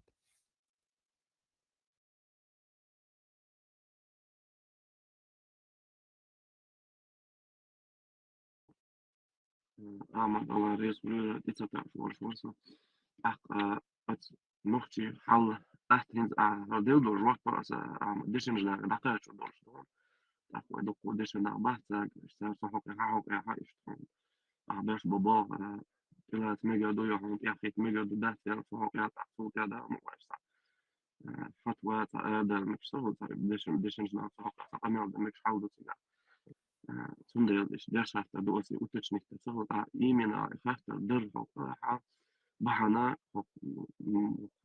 markā biežbol nērana Franci markā biežbol nērana ta ähtun siga dal ayadlan gergājuši anti saqīdit وين رأيك شو اللي أصدقوا نقطي دابيك شحال خلا عشان يقولوا إيش صحوا يعني أحسن دين درئيس تساعد وجه حوا الله ويدقنا شو شموي وما تقول هذه تعدقنا شو هاي دق شو هاي دوزة دوش دقهم هاي أخوش Sens da go noch o mana tsano mana ahto velut no noch sazulam sadalet sahawzam sadalet amadar edari Amel dat soort amel dat wat nog iets en wat ik doe is die dat gewoon zo gaat zo ja تدق amel dar khilla يق ديلن ديتر ديا او سيا او مصو اغرها يولقنت اها انستان ظلم يدك ازغنيك دقنيك اس بوصلنا عن صنا خيلشتو ظلم وملش اغرها يجم قدير در الا اوتستح اوتس و اوتس كوميتيت يو امبولش ديق شواش ثاني بوتخيل اشتار يقدا خر حق عليا يقدا ديزر وال دي ميج ال إيش تقول يا يقدر ديز هذا وعد عائلات يشتغلات تلات وقال إيش يقدر زي لين نقص زازة تتوردر توقع لاس تعني ميكروفون حالة نشد يخش طيب ميكروفونش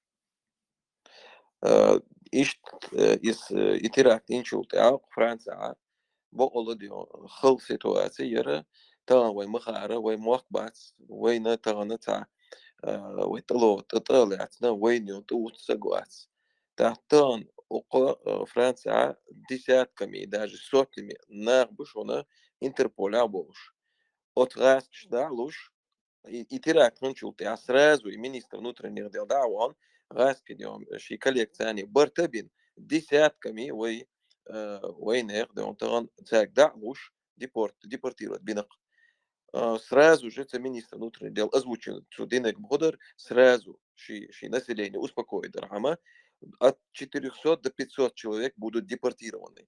سيقع دوق داقة وين يعبو تا شو ليش ناقع بيش إيش تحضرت لا تجديو تا تانا سيتواسي يولشو حتى ديو سو Ахмада цани бо бешвацер, и Ахмада как бы связь диацерса, цуган ишт ок ассамблея юка, ишт из религиозный отделы, из дел вошкет, цара шенюка, дагабойл, خزديون سيتواتي زويسيتين زي فايدة ويديون دينو بوغ قرآنو سنة بوغ ديشنا بوغ شادك ديونش أناليزيرواتنا تارا هوتنا تارا إز حكم ديرك ديون شيء اجتهاد ديرك تارا سون مثلا بروم ديلا يتراك أسوديت ده от журналист штани вистхол шхана из новой позиции توقع راس ده على أقوي حدا كندلا وميق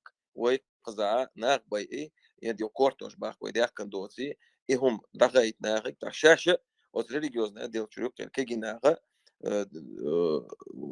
عبد العزيز تاك ديون سيد أحمد صار شنو الدين زابيس يرون زابيس يولشون صار شيء دليلش حق دالديش ديش دا قميل حق دالديش دين قميل دون إذا ديون в поддержку Ахмада Элчуна в поддержку до койдем в дополнение Элдон нагасан хондиза азбличку и ищи запись и ищи публикации да тосон дерес хот акас чувен исламу билакиев وي анонсировать مدار радио цац особый дефш хрбог юктов чат إذا تسارعوا تعطونا إنز دوش تردوي شيخات تجد تعقدع يخ по программе да урдوي дерес خلدون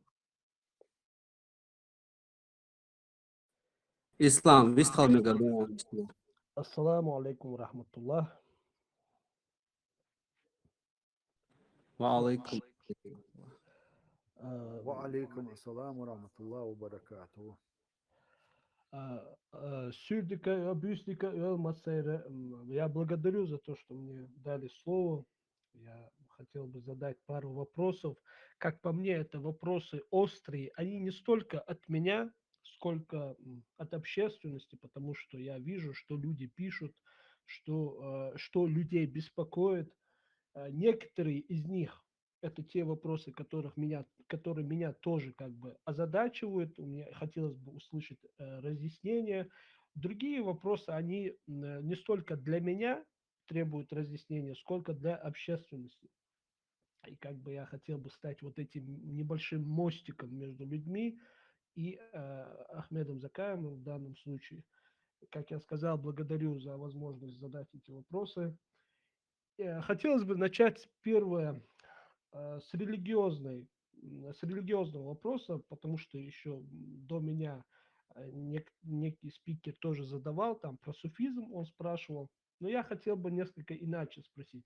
Мы слышим, как много молодежь, вот Ахмед сказал, что где-то, вот ты, Ахмед, говоришь, что где-то 80% в Чечне придерживаются суфизма. Я сейчас не буду это как бы оппонировать, возможно, да, но молодежь подавляющая, в подавляющем большинстве она суфизма не придерживается. И даже если она придерживается суфизма, то так или иначе наша молодежь, она религиозна.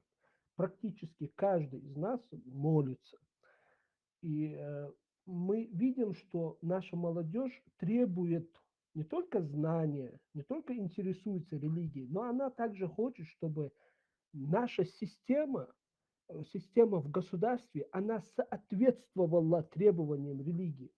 И мы видим, как, допустим, я не скажу, что в твоей команде, Ахмад, ну, как бы люди, которые как-то с тобой аффилированы, иногда высказываются в секуляристском ключе, то есть в несколько таком в противодействии религии. И многих молодых людей это озадачивает. И мы слышим, как некоторые молодые люди даже начинают тебя обвинять, там, выносить тебе чуть ли там не такфир и так далее. Я хотел бы вот у тебя спросить, как ты относишься именно к религии на уровне государства. Первое, ты являешься ли сторонником секуляризма, или ты считаешь, что все законы, все правила в государстве, обоснование того, что хорошо или плохо, должно быть четко на основе ислама, то есть на основе Корана и Сунны. Вот какое твое отношение? Вот первый вопрос. Баракаллах. Сначала у меня вопрос, тоже на вопрос, потому что ты сказал в моем окружении, что кто-то придерживается вот этих взглядов. Вот я бы хотел бы, чтобы ты назвал человека, кто он такой, потому что я не знаю. Сайнцовый сделал Ваханаса, который делает заявление или делает что-то противоречащее исламу. Милу из из Алишвия. Или это просто так образно Элдуай? Да, я понял, о чем ты говоришь. Да, действительно, вот многие так любого человека, да, где-то там с тобой видят и могут тебе приписать. Ну, давай возьмем, к примеру, вот мужа и жену вот это Курочкина, да, я не знаю, кто эти люди, я сейчас не говорю о них ни плохо, ни хорошо, но они, допустим, берут интервью у различных людей, где не то чтобы высмеивают ислам, а прям оправдывают секуляристские взгляды. Там у одного человека они брали, и в то же время они как бы находятся рядом с тобой, часто поддерживают тебя, ты там, ну как бы люди считают, что они часть твоей команды. Так это или нет, я вот сейчас ты можешь разъяснить. И когда люди это слышат, любые их взгляды, либо других людей, они автоматически тебе приписываются. Я сейчас не говорю, что ты имеешь такие же взгляды. Я более чем уверен чисто для себя, что у тебя таких взглядов нет. Но хотелось бы, чтобы ты, в моем понимании, почаще высказывался на такие моменты, и если кто-то вот так сказал, допустим, что-то против религии, чтобы ты это опровергал, мол, это не наши взгляды, у нас такая-то позиция и такая позиция. Тогда бы этих вопросов бы не было. Я думаю, как-то так. Понял. Если ты помнишь ислам, если ты смотрел, я не знаю, мы разговаривали по поводу шариата и шариатских норм с Инной и с Андреем. Я сказал, мне очень, в принципе, и смешно, когда вы начинаете рассуждать по этому поводу и говорить, что можно, что нельзя. На самом деле это они не исповедуют ислам, но они сегодня являются одними из тех, кто выполняет несут информационную нагрузку, освещая события и трагедии чеченского народа. Я считаю, что они с этим делом очень хорошо справляются. И я на самом деле им очень благодарен и признателен. Это вот несколько человек, чеченских блогеров, которые сегодня есть. А так, в основном, вся наша молодежь, все, кто соприкасается, вот, вернее, все наши представители, и ингуши, и чеченцы, они не могут так открыто говорить о чеченской трагедии, о преступлениях, которые совершает Россия, именно из-за того, что есть родственники.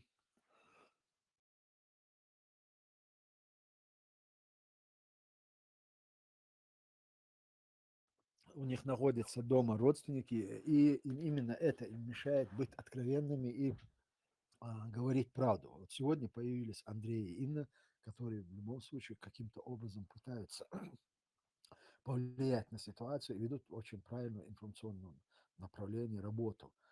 А относительно интервью, я думаю, что сейчас я правильно понял, если ты обратил внимание, это интервью, когда оно уже снято, оно уже не висит на iNews. Я уверен в том, что они, в принципе, не разбираются в этих тонкостях, но когда наш комитет по религии и шариатскому праву, они это заметили и дали команду снять это интервью, и они его сняли и закрыли. И в последующем я уверен, что будет точно так же. А относительно моего отношения, Ислам, мы с тобой говорили о этом, я не претендую на лидерство, на роль на духовного лидера. Есть Государственный комитет по религии, шариатскому праву. У нас есть очень грамотные в этом отношении алемы, ученые, которые дают оценку тому, что мы делаем и как мы должны развиваться дальше. И поэтому я все эти вопросы адресовываю туда. Да, мое личное мнение, 80%, 90%, что сегодня наша молодежь, она религиозная, меня только это радует. Я знаю, что верующие люди, люди, которые а, придерживаются каких-то религиозных норм, они никогда не совершат преступления, они никогда не посягнут ни на чью честь, они не посягнут ни на чье имущество. То есть а, иман– это гарантия того, что будет общество здоровым. Вот как можно, и чем больше наших людей, вот цель иман, мало, вы кам цандурду, вы колмах, вы махкаха, има бертка алсамдейду, поэтому вопрос, который касается вот и тарикати, 80, да, соцавочхина их было 80-90%. Сейчас уже 20 лет прошло после этого. И я всегда говорю, когда кто-то говорит о тарикате, об этом направлении, я говорю относительно сегодняшних людей, которые это пропагандируют, не джуктишка, коммунистишка, атеистишка, ищет и направление, кадарит, тарикат направление, ищет дискредитировать, цаеллах, таган кадиров, харксан. Сундела, от ноqar, нах, от тир да астер, от тир юболер, иш цейр қиетам, қиеч аура, берзега, йоқйол заслуга, от кадирова, юқтан лештина. Он дальше, царь лилушил, мракобесию, цунах учбуш. А в наши дни и в наше время и направление баандолша, ой бусолбнаш дисар, галгай бисар, нохчи бисар. Иза сахенар болж нахана и дикаун ицан дикдага доон. Сундела да таган бусол дин аму илмант яважа илмант я нисвала таган дук нехшду дуке якки партун шу сундела ой массера алмегардоша от бусол динс долчумант яхкетам حال تقي إتشو تقي بريتشو حال خيلشو قبوة تام قيتم سنديلا وبوسو دين تشادلرتي إيمان تشادلرتي بيسونا ومحكا وقومت ويقاها إما بيرت تسوان وتوقوم خاني تسوانس سليتشنا دول شو مديا أس إحياد أتكريتا ديت سيشون مديا حقه وديتا حق سطان يشتينا سو политический карьере армия والحارسة ديها أو سيها أو تعمل لرول دي زردرسة إيلول دي زردرسة تان أو حا صورتي تو دي زردرسة سو أتصم ماشو طعم مديا سيعال شو يات سو политики армия وات политический лидер хилла, и духовный лидер хилла, وقوما حلغالات أرجلا وات سأل شو أصحابش بك سقسم بو أي استقي بريتش دعد الحبش بو قسم وغنو سكرت دي قرصون خيرتشتين يهر نقشق باقر يغنو دخل غر إشي بيقيهم دات سيني أما ويتران ليلوش بوش بولت هو حداش توش هم ويقومنا ويمحكنا كيجينا خنا تيقي إشوش تيهينا هرتغنا الله تسخيل دول هما auch Deiranj we Historia, we Gerdilen dol Satz Ralch, de la Yatsakieten bolsch, we Gachil dol Chumnasche, we Omen Zulem din Hilche, Otsant Etidan Boitsche, Otsna, we Am Lerder, Trüger Dielenche, Hal Dabanche, Dielenche, Ralt Echat, Echishult, Lerjere, Izzi Biqi Alsho Yatstan Sayat, when Guant Hawetstan Ahyux Boche, when not was the Yats. Allah Dala Ostiachek dollar well. آمين آمين أحي قميرة سون خيط один до камел чё хаза хит дика хит и это в принципе подводит к уточнению небольшому Эйлер, что в государстве у нас должно все у нас будет хорошо, чем сильнее будет усиливаться иман молодежи и их приверженность к религии, ну если переводить на русский. И здесь уточняющий вопрос, не только для меня, а вообще для людей. Знаешь, когда в Коране описывается история пророка Ибрагима, алейхиссалам, где он спрашивает у Всевышнего Аллаха, каким образом ты оживляешь мертвое, то, что умерло. И Всевышний Аллах у него спрашивает, а зачем тебе? Я хочу увидеть это, говорит Ибрагим, алейхиссалам. Разве ты сомневаешься в этом? Говорит Аллах ему. Нет, я хотел бы это увидеть для успокоения сердца, он говорит. И тогда Аллах ему показал, как он оживляет то, что уже умерло, на примере птиц. которых убил этот Ибрахим, алейхиссалам, а потом он, Всевышний Аллах на его же глазах их оживил. И здесь точно такие же вопросы, Ахмад. Здесь не столько для того, чтобы как-то тебя поставить в неловкое положение, чтобы тебя дискредитировать и так далее. Наоборот, чтобы понять истину, и чтобы люди эту истину услышали. И люди сами оценят уже твои, мои слова и так далее. И здесь уточняющий вопрос. Ты являешься ли ты сторонником того, чтобы религия была отделена от государства? Вот этот момент, твое личное отношение.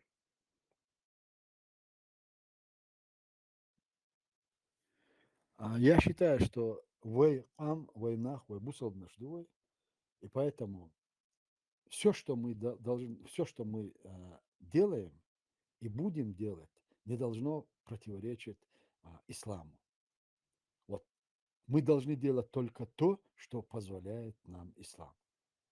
А какая форма и в какой форме, вот в виде государства, или как оно будет взаимодействовать с этим, это уже нужно будет работать над этим. Потому что вот наша конституция, сегодняшняя конституция, конституция 92 года, там есть много-много моментов, которые в последующем, я уверен, я не собираюсь сейчас не критиковать создателя этой конституции, потому что они в свое время сделали просто величайшее дело, что они приняли эту конституцию, и что на сегодняшний день Дюнян Халха перед всем миром мы имеем свое государственное образование именно благодаря этому. Но что должны быть приведены в соответствии какие-то нормы в этой конституции, я в этом не сомневаюсь, потому что конституция принята 20-30 с лишним лет назад, да? 30, ну сейчас скажу тебе, скоро 30 лет почти в любом случае, 30 лет назад. И, конечно, за это время много чего изменилось. Конституция – это банально, это не священная корова, которую нельзя трогать или что-то изменить. Да, нужно менять, нужно изменять, нужно приводить в соответствие с существующими реалиями. Но это моссугумана шиешие форму, шиешие ханю, шиешие кепью, если мы говорим о государстве, потому что это все там обозначено.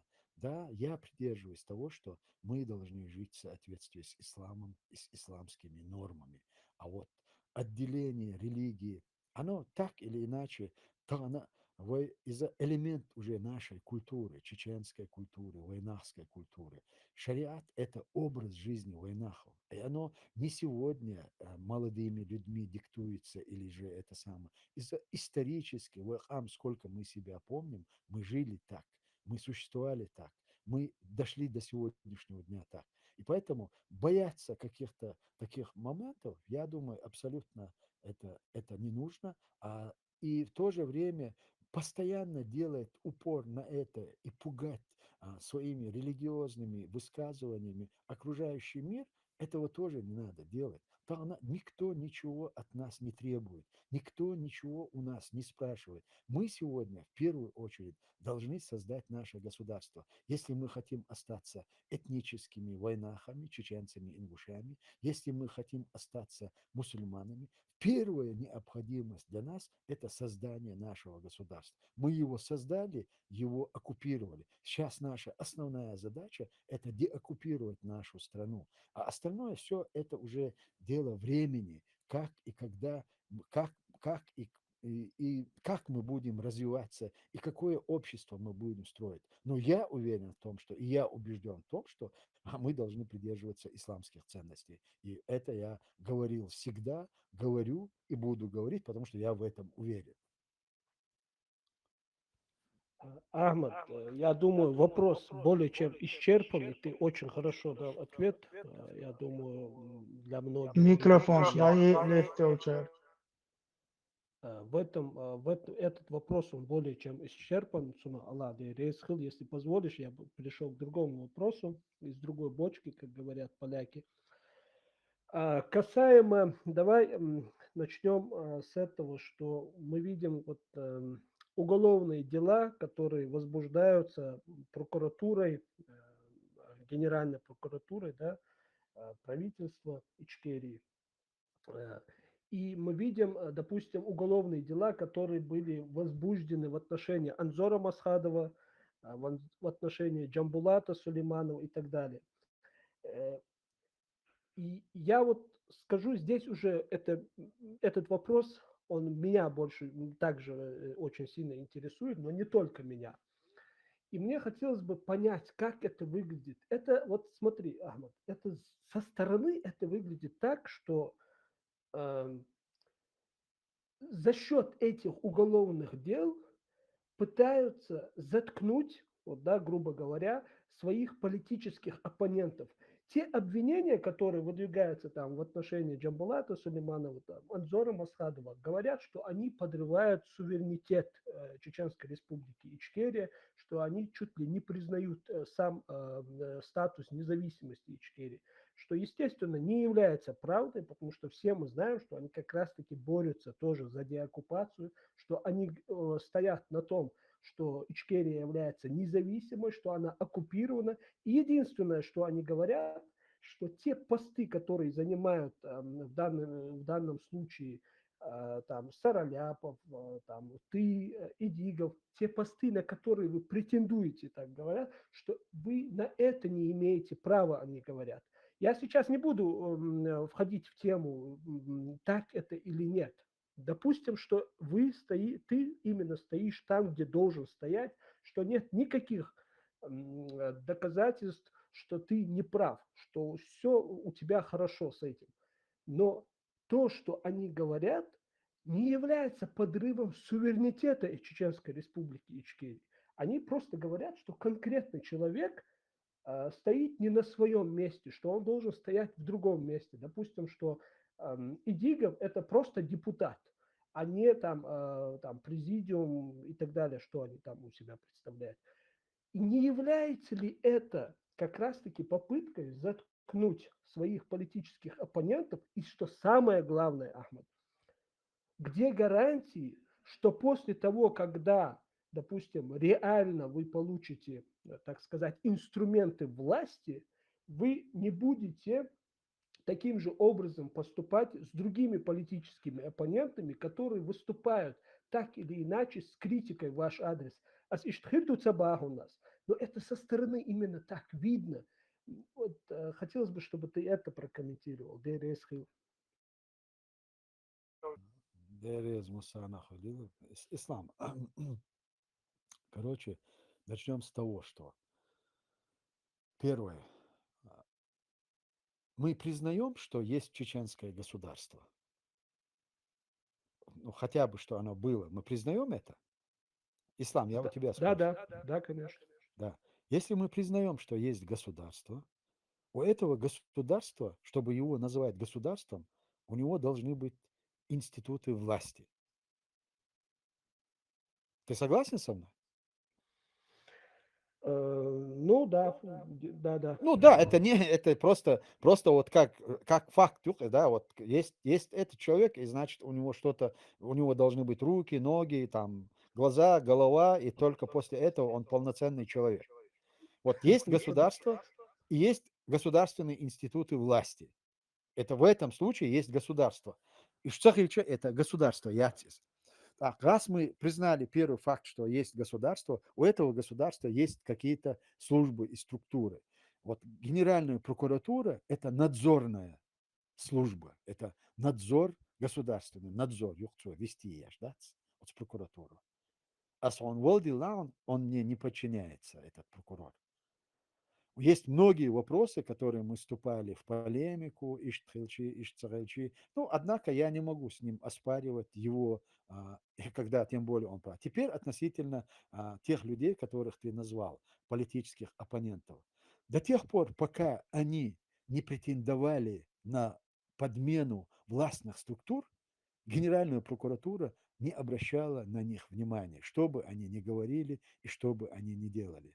Но в тот момент, когда они сказали, что мы являемся властью, с кем нужно вести переговоры о признании, о деоккупации, заключать с нами соглашение и только с нами вести диалог о будущем чеченского государства, это уже не общественная организация, это уже претензии на подмену власти. То есть они создают параллельные структуры власти. Вот ты сейчас только что перед тем, как задать мне вопрос, сказал, что я и мои товарищи, мы находимся на месте. И люди, которые сегодня нам задавали вопросы, они эти вопросы задавали не именно как председателю правительства Чеченской Республики Ичкерия, потому что они признают это государство. И ты знаешь, что для меня и мне лично этот титул, кроме того, что я пожертвовал всем, что у меня есть, всем моим родным, что у меня есть. Я лишился не только отечества, я лишился своих родственников. Я принес в жертву очень многое во имя того, чтобы кто-то мог сказать, что у них есть государство и что у этого государства есть структуры власти. Дело в том, что сегодня, как бы что ни говорил Джамбулат, Анзор, на месте мы, не на месте мы, сотни тысяч людей, которые поддерживают эту позицию, которые придерживаются того, что у нас есть государство, что оно оккупировано, и что есть структуры власти, с кем нужно устанавливать и дипломатические отношения, и вести переговоры, и обсуждать будущее этого государства. Асхон дуйбу арбуан и что, и ты можешь это проверить. Это вопрос не во мне. Вместо меня будет другой, это другого будут поддерживать. Точно так же. Потому что войнех проблем, войнех шейц и мох си датлуша, клэнюар пачалка. И пачал кепларер, тагану кузаду боштош, айдал кераду, айдал царсдух издать дюзн. И он ду, тагану айдал даца, если у нас нет сегодня власти, которая может привлекать к ответственности или призывать к ответу военных преступников, как русских, так и коллаборантов, тогда нету и ничего. Сегодня Анзор и Джамбулат, они заявили на весь мир, что они начинают с новой страницы. Все, что было до них, что это нелегально, что это неправильно, что этого нет. И теперь слова Шмадуиш, мы начинаем с новой страницы. Нет, дорогой ты мой, дорогие вы мои, никто вам не позволит начинать все с новой страницы, потому что слишком много и слишком большая цена заплачена за то прошлое, которое они сегодня пытаются перечеркнуть. Сохранив нашу правовую преемственность, только в этом случае мы можем требовать и признания независимости, и контрибуции России, и призывать к ответу военных преступников, говорить на весь мир о том, что мы до сегодняшнего дня были государством, и наше государство оккупировано сегодня, и все, что сделали с чеченским народом, необходимо рассматривать в контексте международного права. Механизм. Я понимаю, если бы они со мной сегодня, как политические оппоненты, оспаривали бы должность высокооплачиваемую, транспорт и другие условия, которые я за счет этой должности имею, дворцы, там, замки, зарплаты и наличие каких-то мощных средств, которые я распределяю, ничего нет, кроме того, Оман халха дол жепали от своей мастхашкар дол ничего нет. Они поэтому, если бы они являлись бы политическими оппонентами, все эти годы, когда мы вели разговор и диалог, мы им говорили, Хариби, бац, это то, что нам необходимо сохранить. То есть механизм правопреемственности. Обеспечив только механизм правопреемственности, мы можем говорить только о том, что наше государство имеет свою предысторию. И предыстория ваяца вайтаган хуалдел дочь холяха вайпачал маят вайхам мадац.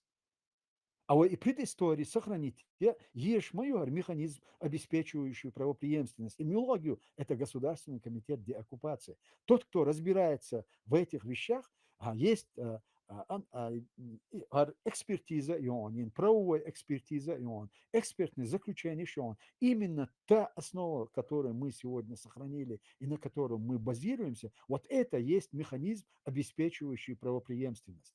Мы лишаемся всего, что у нас было до этого. Не только тех обязательств, которые мир имеет. Да, сегодня 57 государств мира, которые признали Конституцию Чеченской Республики. И когда вот это пройдет деоккупация, у нас будут вопросы к ним и этой организации, куда они смотрели все эти годы, которые находились и издевались над чеченцами, унижали, убивали, уничтожали и уничтожили нашу государственность.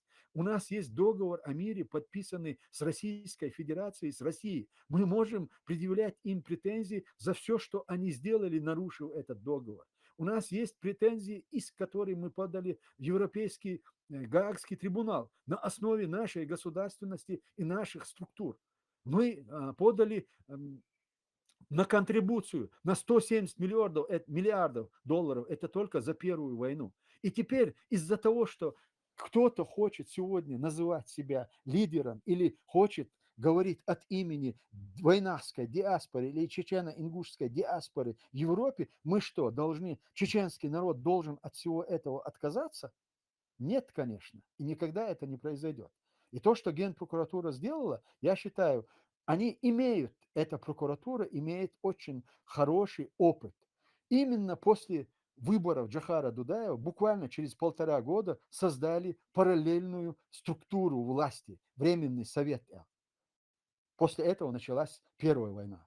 Перед тем, как началась Вторая военная кампания и война, создали так называемый Конгресс Чечни и Дагестана Маулади Удугов под протекторатом российских спецслужб. Асон Валдилаун, это была их структура, они ее создавали. И Шамиль Басаев это признал в своем интервью, когда он давал интервью Андрею Бабицкому, где он сказал, что Дагестан, и это была спецоперация ФСБ. И сегодня живой свидетель, когда они решили создать Удугов, Маулади, эта компашка вместе с Рогозиным, который прилетал в Москву к ним и с ними общался, а когда они решили создать эту организацию, или Борис Березовский, которого они привлекали, в чем у меня есть письменное его объяснение по этому поводу, когда они создавали эту структуру, Иса Умаров, и они рассуждали между собой, а вот если мы туда назначим руководителем имама Шамиля Басаева, как он же своенравный, своехарактерный, он не будет послушным. И Иса Умаров сказал, подняв указательный палец, сказал, вот так на этом пальце мы его будем вертеть. И сегодня Удугов сделал то же самое, создал параллельную структуру власти. И Анзора Масхадова они использовали, как в свое время использовали Шамиля Басаева. И если ты задаешь вопрос, почему Генпрокуратура на это отреагировала, этот вопрос надо будет написать, жалобу или в каком-то форме написать письмо в Генеральную прокуратуру, электронный адрес Должтон. Я думаю, что они еще более развернуто дадут на этот вопрос ответ. Да, а так, создание параллельных структур власти – это уголовно наказуемо. И, естественно, это не приговор. Да? Есть прецедент, есть сегодня подозрение на то, что есть попытка снизложить легитимные структуры власти и создать какую-то общественную организацию, прокуратура этим должна заняться. И они это сделали, назначили расследование и создали следственную группу для проведения расследования по этому факту. Я ничего политического в этом действии не вижу, потому что ни я и никто другой не может запрещать ни Анзору, ни Джамбулату заниматься политической деятельностью. А то, что они, если это подпадает и подозрения Генеральной прокуратуры соответствуют действительности, да, они должны быть привлечены к ответственности, независимо от их статуса и от их прошлого. Я в этом уверен. А что касается наше правительство, если вдруг что, как, нет, наше правительство будет существовать до тех пор, пока не пройдут выборы. А наша задача и Дигова Аяда, и Лемы Сараля, если мы до этого доживем, это провести выборы, и чтобы народ избрал власть. И никаких репрессий, я не думаю, ни с моей стороны, ни со стороны других участников, вернее, моих соратников, этой угрозы для чеченского народа нет, иншаллах. Да, Ладно, решил за содержательный ответ. Я хотел бы пару моментов уточнить. Вот мы с тобой, как бы ты говорил, что если нет вот этих ветвей власти, то само государство, оно в принципе не существует. Мы находимся сегодня под оккупацией. И те люди, которые были выбраны изначально народом, тот же парламент и так далее, а их с каждым днем не становится больше. Они стареют. И ты уже пожилой человек, ты мне, в принципе, уже в отцы годишься. И рано или поздно мы как смертные люди, мы понимаем, что мы придем к этому, то есть к смерти. Если вы, допустим, вот через 20 лет мы не деоккупируемся, иншаллах это будет, и мы надеемся, дикне соответствует. Но если не будет, если вы вот умрете вот на этом пути, в этой борьбе, это означает, что после вашей смерти все, государство перестает существовать, что ли, если вас нету? Ислам, Аллах рез хуйлон за этот вопрос.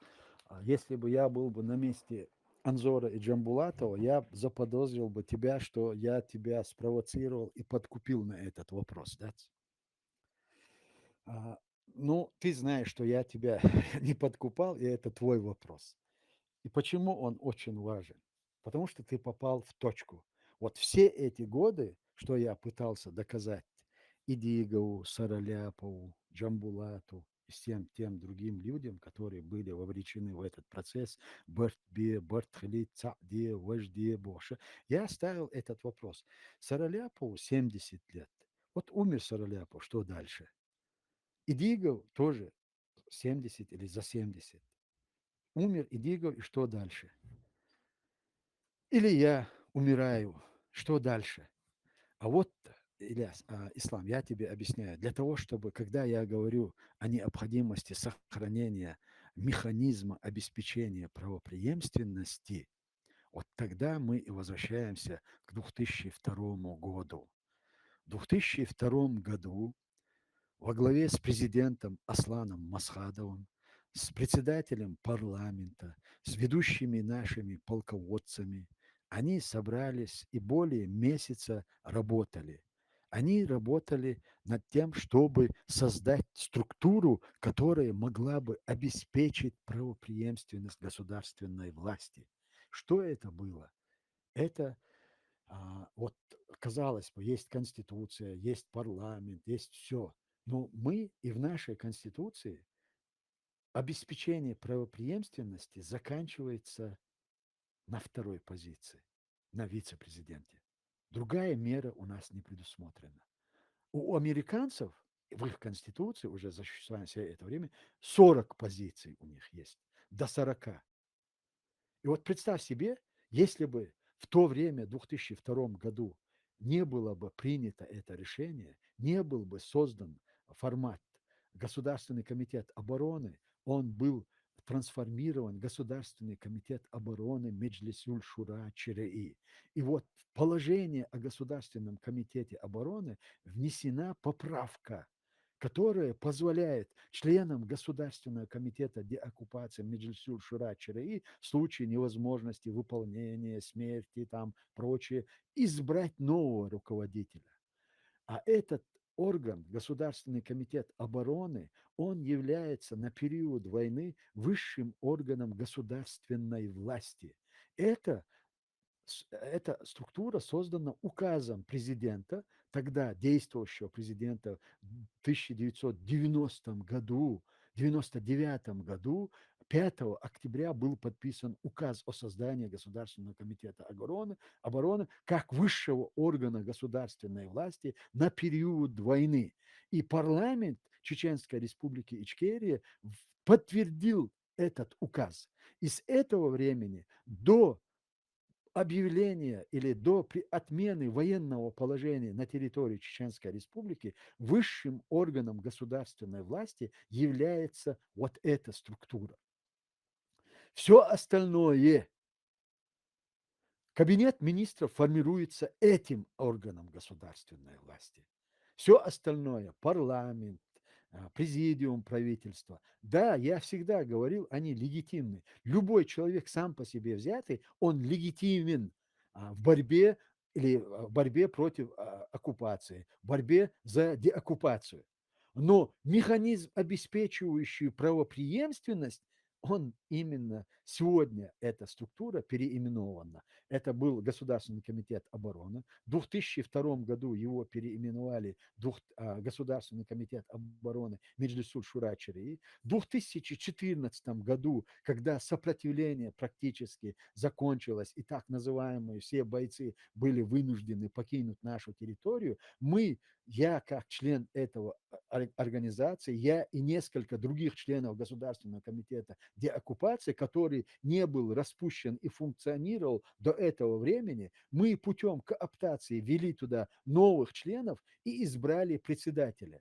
И вот когда завтра меня убьют или меня не станет, вот этот Государственный комитет деоккупации изберет другого руководителя. И вот тем самым он обеспечит правопреемственность власти и чеченского государства. И тем самым он не позволит кануть в лето чеченскому государству. Ислам.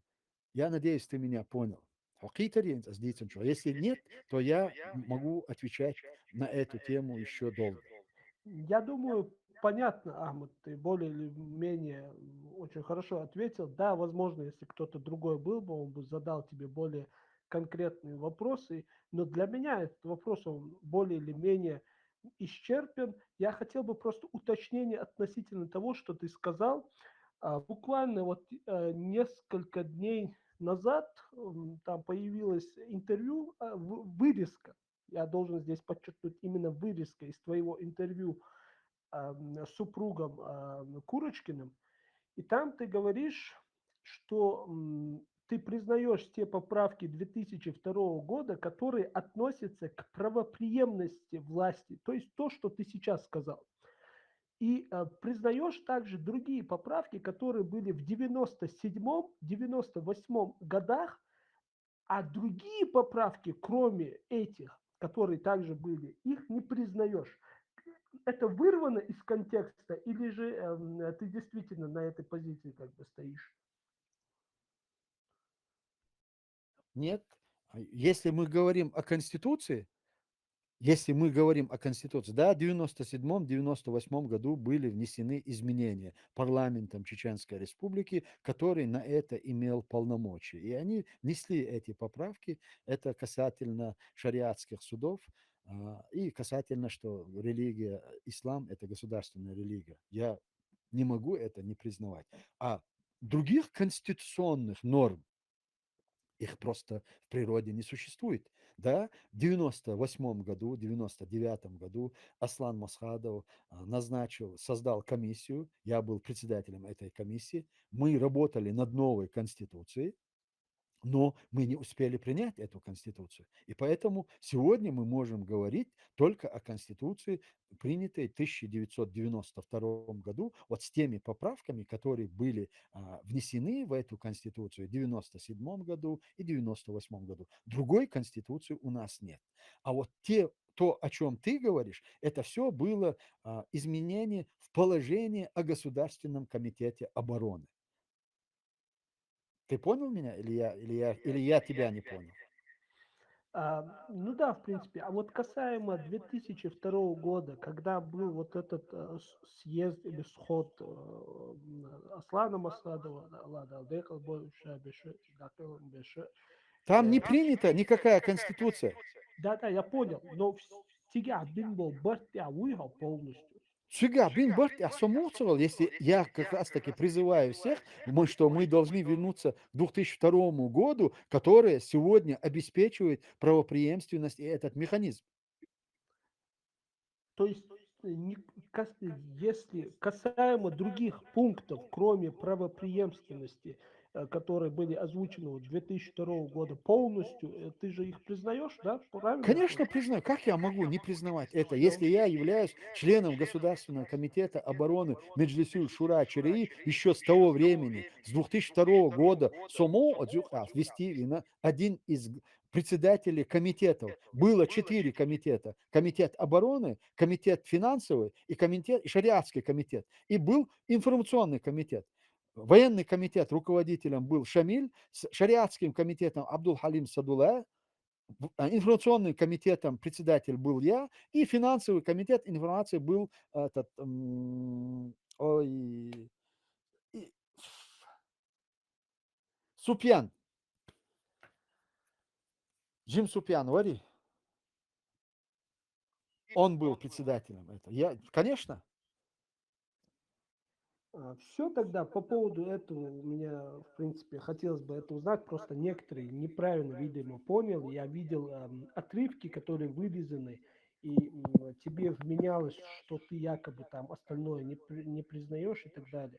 Поэтому я Хажа хотел Ислам, это... я просто, Микрофон чтобы, сюда, опять-таки, чтобы не было выстроил и на толкование. А когда говорят о Конституции в 2002 году, я говорю, такой Конституции нет. Конституция это Конституция 1992 года. В 2002 году есть Государственный комитет обороны Меджлисуль Шура Чарей и положение об этом комитете, которое принято тогда. Вот эта главная поправка в этом положении было то, что руководитель, что эмир не для Шуры, Шура не для эмира. То есть там имеется в виду, что эмир избирается этой Шурой. Вот и правопреемственность, который обеспечивает, и механизм, и тагана, который позволяет вопрос, дари, что юкер нах баларха инстагана от юка 40 с лишним тагу от гакада юка. Сун ухича, они переизберут руководителей, они будут продолжать работать в том же ключе. К 20 лет дела, к 20 лет они будут делать это. Как это было с прибалтийскими республиками, которые находились 50 лет под советской оккупацией, но они сохранили свою правовую механизм правопреемственности. И именно поэтому после распада СССР эти три республики были признаны сразу как независимые государства, и они не входили в СНГ, как другие союзные республики. В принципе, я думаю, этот вопрос, он более-менее исчерпан, по крайней мере, для меня. Хотелось бы вернуться именно к прокуратуре. Мы говорили именно о Джамбулате, о Анзоре Масхадове. И в своем, не знаю, как это назвать, постановлении, решении в возбуждении уголовного дела есть такой текст. Генеральная прокуратура ЧРИ придает особое значение активизации подобных действий. Ислам, это не мое... Ислам, и сопостановление я цонис. Хорошо, я хотел, чтобы ты это как-то прокомментировал, если можешь. Я прокомментирую Сайн Хуштег, но это не мое постановление. Ты просто неправильно начал в твоем постановлении, Эл. Я, значит, Микрофон свежий, выстроил сюда, я тогда зачитаю. Давай, зачитай. Генеральная прокуратура ЧРИ придает особое значение активизации подобных действий со стороны лиц, не представляющих никого, кроме самих себя, и, внимание, выполняющих задачи, поставленные перед ним деструктивными силами, противниками суверенитета и территориальной целостности ЧРИ. Деструктивные силы Бога, это означает, что это какие-то ФСБшники, что это какие-то российские спецслужбы дают указания Анзору Масхадову там, или Джамбулату Сулейманову. Я не знаю, этот вопрос надо задать генпрокурору. Надо написать письмо на его сайт и спросить у него, что он имеет в виду. А есть у него какая-то, не знаю, адрес, куда можно это письмо Конечно, написать? конечно, есть. Шамиль Албаков даст будете тебе. на адрес? Там до этого еще были фигуранты, против которого было возбуждено уголовное дело. Они писали и генпрокурору письмо, и он отвечал им.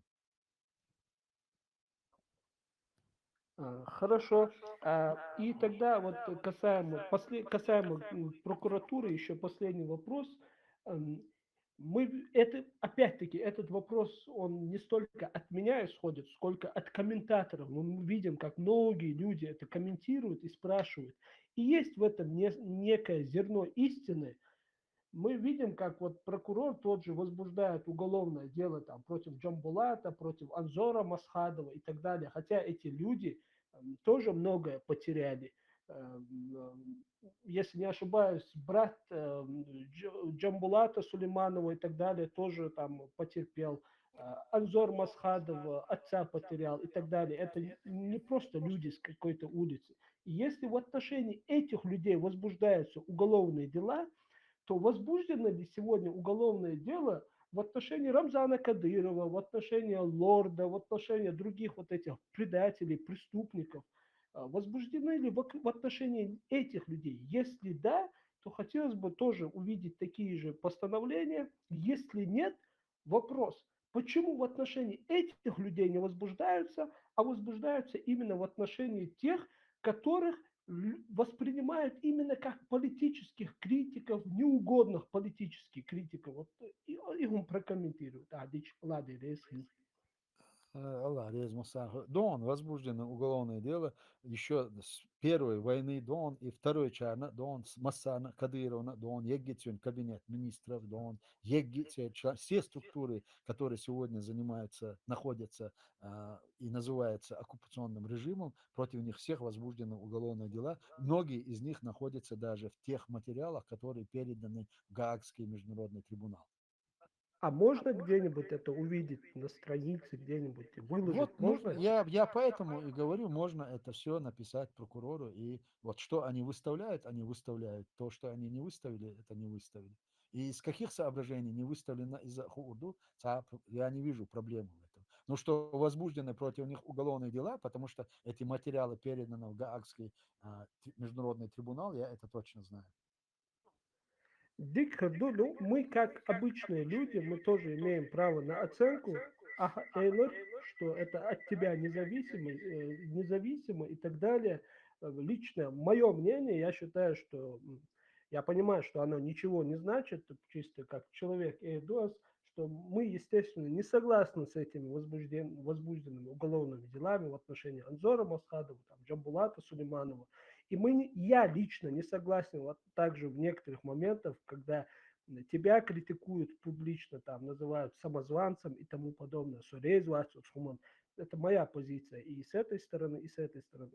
На этой ноте я хотел бы вот этот вопрос закрыть и перейти к следующему вопросу, если ты позволишь. Касаемо Ислам, я убила. У тебя еще много, потому что все-таки это нарбуцыга, когда примерно 5 минут хватит тебе еще дополнительно. Я не знаю, если Сихдала, мы можем на этом закрыть, но просто есть очень важный вопрос, который стоит его раскрыть. Ну тогда один этот запрос задай, а потом остальные мы уже попозже зададим. Да? Я боюсь, что люди будут уходить, как бы уже Хорошо, вопросы Аллах, но мы дадим тебе, если вопросы задать потом. Да, И микрофон шалиелеш, даю вистрел эхо. Касаемо списков. Сейчас вот последние неделю-две прошла информация, что есть какие-то списки, в которые включены батальон Джахара Дудаева, в которые включены некоторые люди, Джамбулат Сулейманов, Анзор Масхадов, как нежелательные лица, что они якобы экстремисты какие-то аффилированы с ФСБ и тому подобное. И в этом обвиняют тебя. Честно, мое личное мнение, я думаю, что это не обосновано. Но многие настолько это уверенно говорят, что возникают какие-то не то чтобы сомнения, но хотелось бы, чтобы вот ты лично прокомментировал, да или нет. Ты вообще когда-нибудь подавал на кого-нибудь в спецслужбы Украины, Европы, именно Анзора Масхадова, Джамбулата Сулейманова, батальон Джахара Дудаева, либо допустим, Вайфонд и так далее. Их ты когда-нибудь подавал как пособников ФСБ или экстремистов и так далее? Из-за чисто обвинять, я в это не верю. Но хотелось бы тебя это спросить. Ладно, Ислам, вот если бы вот эти обвинения были бы в твой адрес, хуэрдара, как бы ты это прокомментировал? Я бы сказал, если бы я подавал, я бы сказал, да, подал. Если бы я не подавал, я бы сказал, нет, не подавал. Покажите доказательства, Эйдаркас.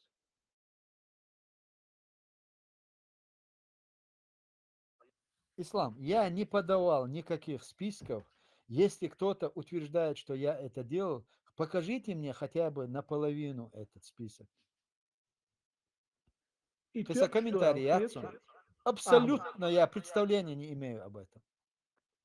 из-за что Хетсон, и я действительно к этому подключусь, если есть какие-то доказательства, и они очень серьезные обвинения, пусть покажут, кто бы это ни был. Должны же быть какие-то конкретные спецслужбы, будь то украинские там, или европейские, которые этим занимаются. Если это украинские, пусть это будет ГУР, это будет СБУ и так далее, или МИД украинский. Кто-то должен этим заниматься. Если вы нам скажете, кто это, мы через свои каналы будем пробивать, где эти списки, кто внесен в эти списки, откуда-то должны эти ноги расти. Если это обосновано чисто на каких-то слухах, ну, я считаю, что это неуместно об этом говорить, тем более обвинять кого-то конкретного. Мы также должны быть готовы понять, что российские спецслужбы имеют своих людей и в европейских спецслужбах, среди европейских спецслужб, и среди украинских спецслужб. И они могут через своих людей сделать такие списки и через своих людей неофициально обвинить там, не знаю, Ахмеда Закаева могут обвинить там, Джамбулата Сулейманова, чтобы посеять раздор. И вы никогда не узнаете, откуда это пришло. Но вам будут нашептывать, что это именно сделал там Джамбулат Сулейманов, Анзор Масхадов, не знаю, Тумсу Абдурахманов, Ахмед Закаев и так далее. Мы должны быть готовы, что российские спецслужбы будут этим спекулировать, таким образом внося раздор между нами. И если есть доказательства, пусть покажут, и тогда, иншаллах, мы будем это как-то комментировать и относиться. Потому что если это было бы правдой, неважно, кто это сделал бы, Ахмед это Закаев сделал бы, там кто-то еще, я бы это сделал. Я считаю, что это нужно порицать, потому что это абсолютно неприемлемо. И здесь у меня последний вопрос, я думаю, передадим другим слово. Ты сам вообще считаешь это приемлемым? Считаешь ли ты это, что возможным вообще? Или ты считаешь, что такое действие является недостойным? Ислам, это абсолютно недостойно кого бы то ни было.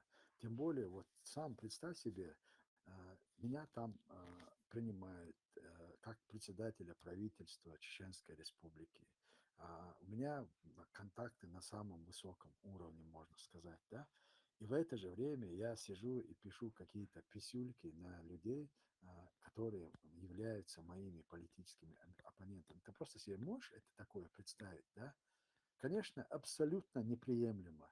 Но я тебе советую и советую другим, просто возьмите мое дело, которое русские обвинили меня в 2002 году.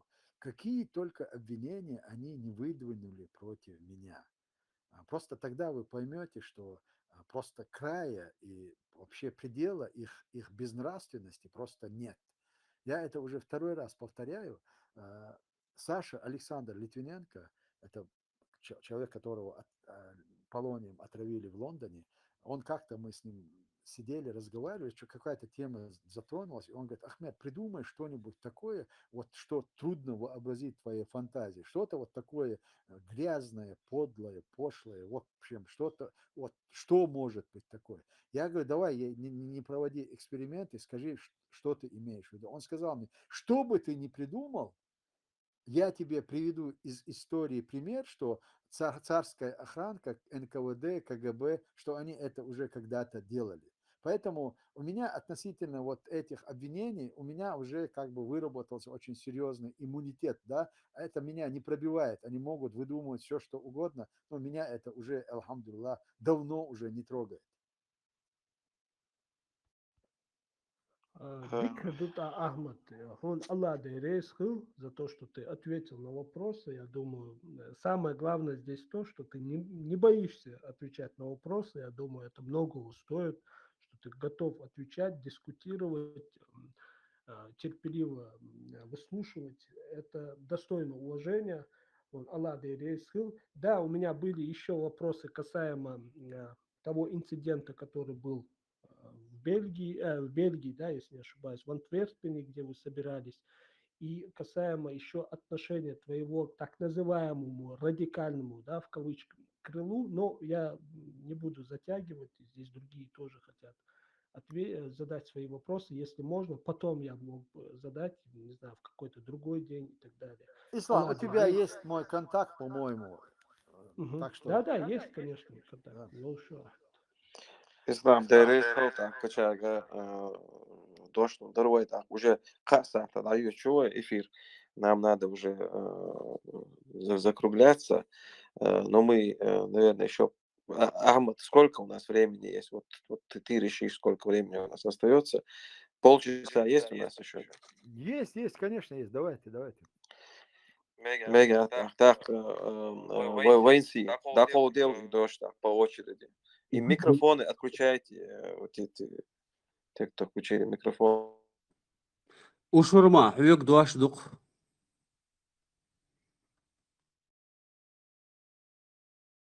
السلام عليكم ورحمة الله وبركاته. كرر خانزان بيركتي يوغل ما يوغل ليرمي وش داي الميكروفون فوق. ميكروفون شلاية يستوي شو وعليكم السلام ورحمة الله وبركاته. ما شاء الله سوش. خاطر دروي دلع إسا خاطر دلي حال سميلة قومينو تتسند تجيم حقوق صلح الخاطر دنشن حقح تعت أويلش قول اليرسا إسا خاطر دغديخ دوستيرة تجيم ولا إسبوزو تيريو أسمنيني إسلام تعدل خاطر حيجر داتر الأوديتوريو الاشتيتر أستونم أنظر جنبولات نو يحيجر دوسن تجو موسويت أدوكات ديك خيلور ورونا بروفессии если можешь присмотреть он дач адвокат от себя должен дагер лурауш так تا إدو شوزو دل حس وي سوري دا أوت نوحي قوم بتشعق ماشو أنت عقل خن ولا حق نجعسن سويا مرت ولا حق это меня не отправдывает. Есть государство, так, есть государство бух-буха, что ломлишь до цундера. Некоторые вопросы я считал просто некорректным. Сейчас, возвращаясь к моему вопросу, именно Ахмад, и антитеррор олша, тачера и олша, تعتوب نشوت إنترنت ماش نشكح يوتيوب شو تير قنيك خلمك تليجرام خلمك تختار وين حقع وين برايفيتر سحقع وين هنسدان يول وين برايفيتر سحقع حقع اختات دشنش هم поддержку دشنش أولتان تخناخن موت إش وين حقع تر دشنش ألشي إش ويت تاع بچا دقيقة بلغ بش شين تعدرش كناخ بوال تقا إنه مو بلغل بول بوانا تيش يكون حدو توشا ويديش ناخا دي حارة سي حارة وين تيشمي بوش بوصلش ناخا قميل دينا شدين شرميلا آرا بوخش حال دو تير هنداج الله قرش ديل وين ديل إيلشنا قرش اشتع هم نش جو دقي هم نش ياجي اختار دين شر آر بوش تختار حقق أحداشنش ديك شين دقع ديك داشنش ألشي وشويت دوزن بوموت ناخن تاخ üç ter ve derş ka bu üç bati üç ve bol beş bu üç bati inach sunader bilgel daqara yok sen khiyeter haq tsahuma terdera sint masala taqil додуния чакерис наха ол шеймнени которые могут именно в поддержку Ахмеда Закаева это не значит что إشا ميلول ترمنيني إشتخيلشي ويتارا جوبلوش دوال تاق إسا خاطر قيتش تلاحات عجيم دخدارج نام دي إز وش چرا أنتي چرور أوش بوش وين تقدل درج نشكاح بالخا بويوش ديل ريس غيلا دوانا الله دا الله خاني يا خيلا الله عليه يسخل الله دال موكش ماش ليل دول بسنوش الله دال ويشريتش تصدي زين وزريش داستن شعير داخل دقل غير لويل وين يزن ديلا أصحونا حسب شعو يبا شعو يريون هنسون عبوش بش مش بوق وجوس مينستر عبد الله جولاني تو تعتصم مش دوزي تنسون أسبق دقيق ساق وقت ديغان سو تشات شاحي حشر مرة أدي سو خل شو وقت نو تسيق تعليل وش دق دوش دوش حق عاد أمير في الله عبد الله ثاني والله بالله تالله تحنا أغورها ترى ويق ليلوش بوش بوق وليلوش تو شقوق ويتحقهم دوزنا ما بعتش صار وي حيخ داح صار وي حيس داح يتحهم در وش دا لردويل وي أتني ديكنخ ونخ وزن ديلا تعتيبن وتناعت دوزنهم داتشون وي دوزن خلي شوش هما داتشون صار حدي وش درشي إن صار يلوش درشي إذا بروستا دال صح يغزلو تياش ديتر دو تشومش دو دالر دول وي سيديق أخيلا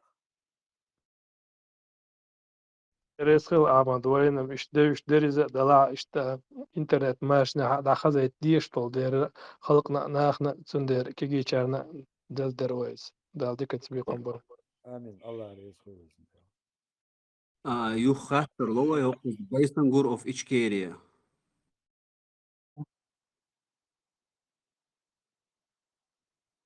أبو Hamsburg دخانيون كي جاي بناشفور يبيستول شوية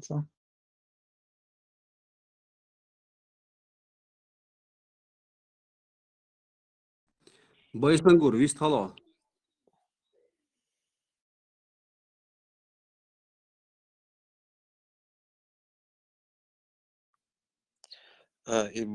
И вистху шваца тхачон уточнить раз исламс диегар дерсуйкен личку цой ушурмс диндо камелдуй цоокалят чодио жопта лершин боолодио шаделдо хаттерше гуттердио искренне деладу цанарик дио дейта дац нар дүйт шуах анализиеш иштин дор хаттерш цундеа ца определенный нар дио шакыз хауайтан и хаттерш далич сан дио ишт моматар шон إذا بغداد يتشاتا أدوكات وات شاديو مدر ديو شين خيتك ديو شين خات لوشتك خات نوشوا ناهج إذا خزيت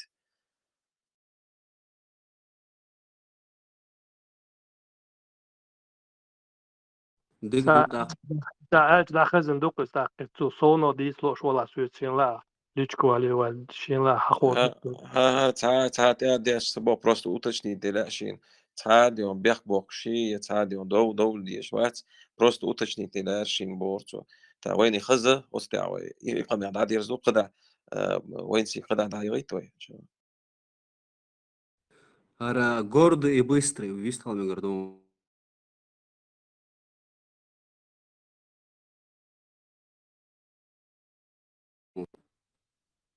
гордый и быстрый вист хала шо ацахисун цааца гошун нақозах кюк хала ибн модерш шун нагасан гуш вала халат ва мегардушун ца.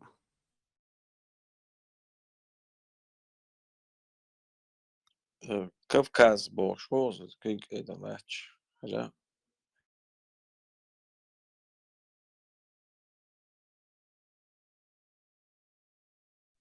صابر نظام حنقوش ويس.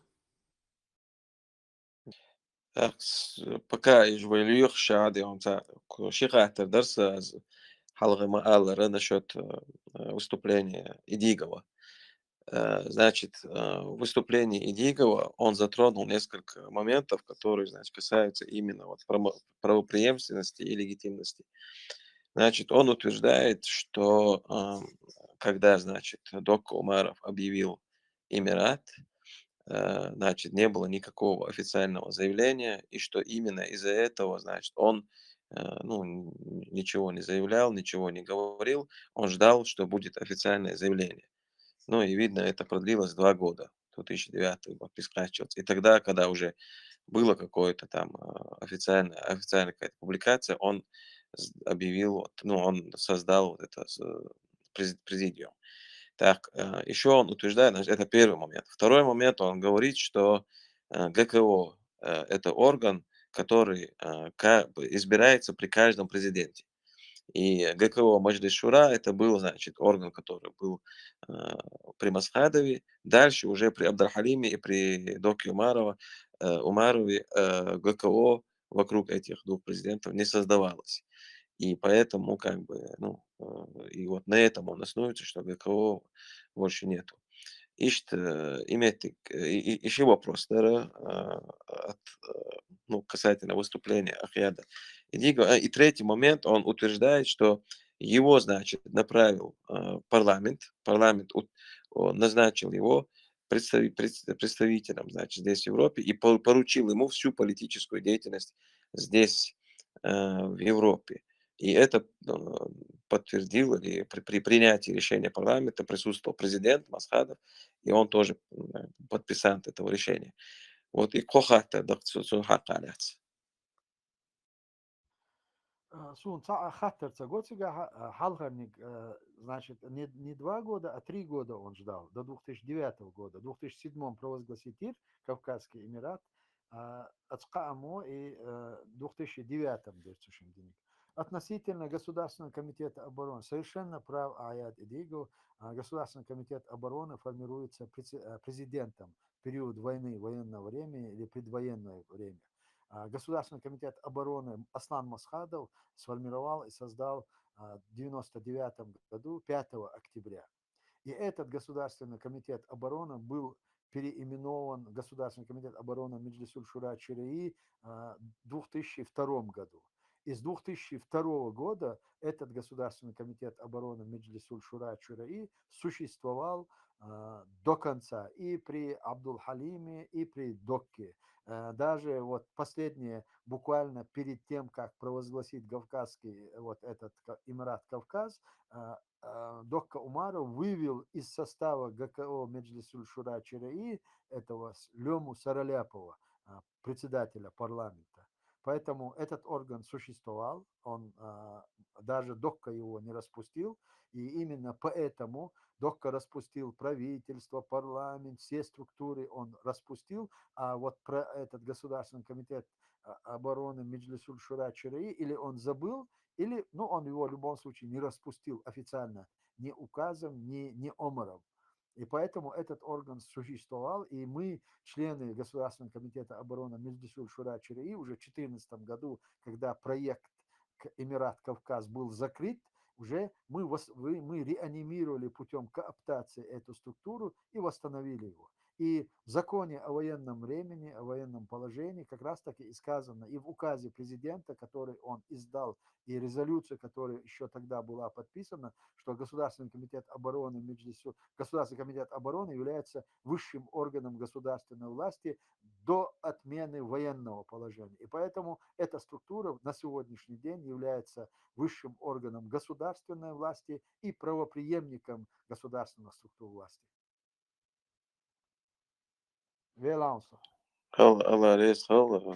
Значит, соответственно, каждый из последующих президентов утверждал вот этот ГКО Меджлис Шура, и так до последнего. Они не утверждали, не отменяли. Он продолжал существовать. Просто каждый последующий президент являлся руководителем этого Государственного комитета обороны Меджлисуль Шура. Он автоматически становился председателем. Все, так, после Совяла. И когда очередь легче было, дек шкош сайн дождь там вдруг кой. Та сон хагуш Кавказ у коза.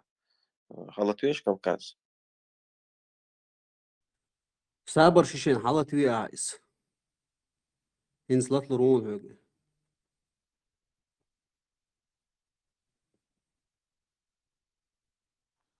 Кавказ, халатина он вистрела.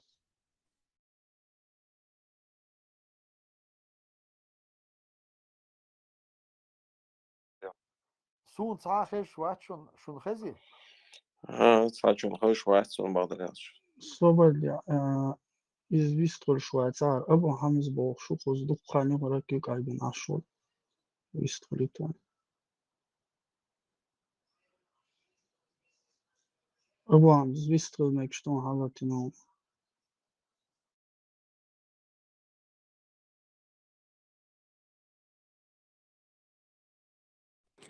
وقت ناخ بو خربو كيوكش حلقة بشون سون شو قدعة لا شون وجري قوش واحد شو كيوكش سون قوش ده شون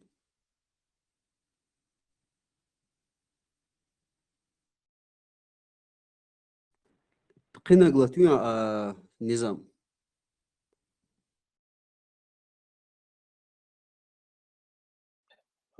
Так, тогда я продолжу зачитывать вопросы, пока здесь никого нету. Значит, у нас вопрос был такой. Именно он касается наших беженцев, те, кто продолжают приезжать и получают, просят, значит, убежище здесь, в странах Европы. Они, значит, говорят, вопрос гласит так: вопрос от многих ногчей, которые бегут от репрессий, унижений и так далее. Он связан с беженцами из Чечни, которые просят убежище в просторах Европы. Есть ли у них шанс получить паспорта ЧРИ и при прошении убежища предоставлять им этот паспорт Чеченской Республики Ичкерия? Вот этот вопрос. Да, Шамал, конечно, есть, по-моему, вот это известно, как процедура, как получать гражданские паспорта наши ичкерийские, по-моему, Чечен пресс, и вообще каждый представитель Волоча в странах, где есть наши представители, они знают, как и что это делается. И, конечно, они могут. И единственное, сегодня получить политическое убежище, вот насколько мне известно, вот в Женевской конвенции есть 3 позиции. Это преследование за религиозные убеждения, там эти самые, и за политические убеждения. И вот как раз наличие паспорта гражданина Чеченской Республики Ичкерия, это есть политика, и, естественно, наличие такого паспорта автоматически ставит его под угрозу его жизнь его близких людей на территории Российской Федерации и на территории Чечни, которая находится под российской оккупацией. А как получать эти паспорта, я думаю, это общество доступно. Уже сколько лет уже это длится. Да, эта процедура, она, значит, описана на Чечен Пресс. Ну, так, если, конечно же, в личку обратятся, всем мы объясним, все покажем без проблем. خاطر دا دغیت و یوقو زاهین تعگوش و یالسون شی توبن ال ویسخال میگردون واش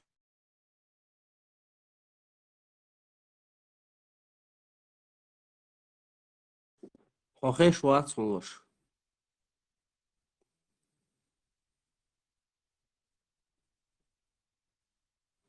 حلقة دين كيك شو يبان ليحش بش أرب شو بلوقت أيدا لطة بلوش شا مبر ليحش شول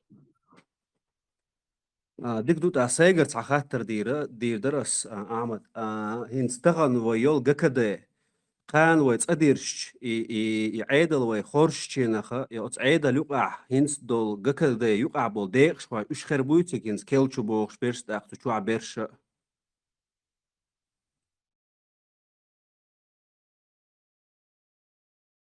إدوخ خاطر Сохел шуй. Хорошо. Харомет, это сахум вятан сонот эйнс, я не знаю как, ну сохел швела, освистился. Сюрхача и Государственный комитет деоккупации ЧРИ, Тадирша, эта структура, этот орган должен трансформироваться Государственный комитет по восстановлению конституционного строя на период войны. И так, через съезд,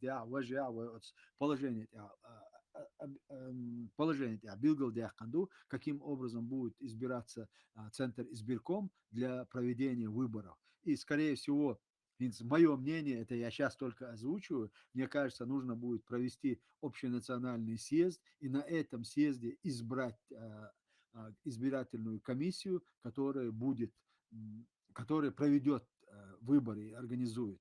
А функция Государственного комитета деоккупации, она должна закончиться с момента отмены военного положения, то есть деоккупации нашей страны, и на переходный период создать Государственный комитет по восстановлению конституционного строя.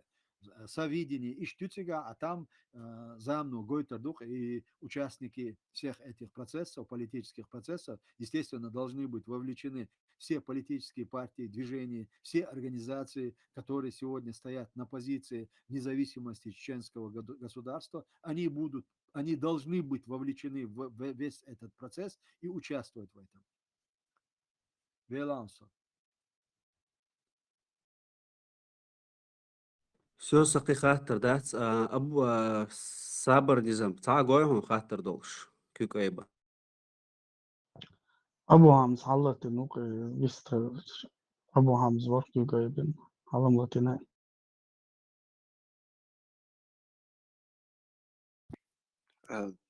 Так, нагасан к бацаат, исламе, пацатиха хатта до, если мы, конечно, согласны. И дальше, значит, уже надо завершать. На все вопросы мы, к сожалению, ответить не сможем. Много вопросов поступает в личку, и сейчас имели вопрос задать. Твой эту хербац, уже более 3 часов эфире, ой, даючи. Китстяр, нагасан кацауац, а в очереди от ислама катер, дайтна, юцуфтя, дадир задорова, иншаллах. Иншалла, мегардон шамил, ислам, вистхал мегардон. Аллах да рейсхил. Я еще раз извиняюсь за свои вопросы. Просто хотелось бы услышать на них ответ. Я считаю, что отвечая, получив ответы на эти вопросы, мы сможем как-то прийти к какому-то согласию, мы сможем успокоить людские сердца. Это не так, что я пытаюсь стать чьим-то адвокатом и так далее, как меня упрекнул один из спикеров. Потому что если бы я был такой, я бы, допустим, не задавал те же вопросы Джамбулату Салиманову, за которые меня, кстати, хвалили многие сторонники Ахмада Закаева и так далее. Острые вопросы, когда я ему задавал. Я просто хочу разобраться в истине. И следующий вопрос касаемо инцидента, который произошел на встрече в Антверпене. Я сперва хотел поучаствовать на съезде, где был Джамбулат. Тема у меня была информационная война. Также я хотел поучаствовать на этом съезде Ахмада Закаева. Тоже хотел там эту тему уже зачитать, но у меня не получилось. И там произошло то, что мы видели, когда пришел Ибрагим Янгулбаев. Он высказал свое мнение. Сделал он это очень в грубой форме, по моему личному мнению. Он не должен был так говорить. Сделал он это некорректно, видимо, из-за отсутствия опыта и тому подобное. Но больше всего то, что взволновало общественность, это реакция на то, что он сказал. Как мы знаем, до этого было заявлено, что любой человек туда может прийти, любой человек может высказать то, что думает, даже критику, и это будет воспринято адекватно и так далее. Но мы увидели, что тот же Хусейн подошел к нему, вырвал у него из рук микрофон. Правда, он за это потом извинился. Это очень хорошо, это очень достойно. Я это сам одобряю, хвалю. Но я хочу сказать, что у нас в нашем обществе, к сожалению, сегодня процветает то, чего раньше не было. Это культ личности. Мы видим это в отношении Рамзана Кадырова. Мы видим это в отношении любого человека, который как-то там обладает даже не властью, а какой-то популярностью. И хотелось бы видеть наших сегодняшних лидеров, не только Ахмад, тебя конкретно там, любого человека, чтобы он всегда дистанцировался от подобного рода культа личности, чтобы он не позволял своему окружению выступать, как вот сказал этот человек в отношении меня, своими адвокатами. Вот, допустим, когда у меня бывали прямые эфиры здесь в голосовом чате, в Телеграме, некоторые люди тоже начинали меня защищать, не давая мне слова. Мне это очень не нравилось. Я сразу же говорил: послушай, ты являешься моим сторонником, да, но кто тебе дал право за меня отвечать? Мне адвокаты не нужны. И хотелось бы, чтобы наши лидеры именно таким образом поступили. Вот, допустим, на той же встрече, если бы, допустим, Ахмад, ты бы сказал именно вот Хусейну, какое ты имеешь право за меня отвечать, это было бы по-другому воспринято. Да, он вспылил, да, он за это извинился, что уже является достойным, но именно хочется, чтобы наши лидеры, а ты являешься одним из наших лидеров, лидером мнения, чтобы они не поступали так, как вот поступает вот этот наш преступный режим, что, вот, окружив себя вот этими адвокатами, которые выступают, защищают. Кадыров не должен даже ничего говорить, когда вокруг него собирается вот эта вся вот его шушера, и вместо него начинают топить его оппонентов. Поэтому я тебя в этом ни в коем случае не обвиняю, Аллах да, Ларвосу, но многие это так воспринимают. И если в будущем что-то такое будет, если бы ты сам сказал: слушай, ты, да, допустим, даже своему самому лучшему стороннику, не говори так больше. не заступайся за меня, когда я здесь нахожусь. Мне не нужны адвокаты. Аллах, что ты имеешь право?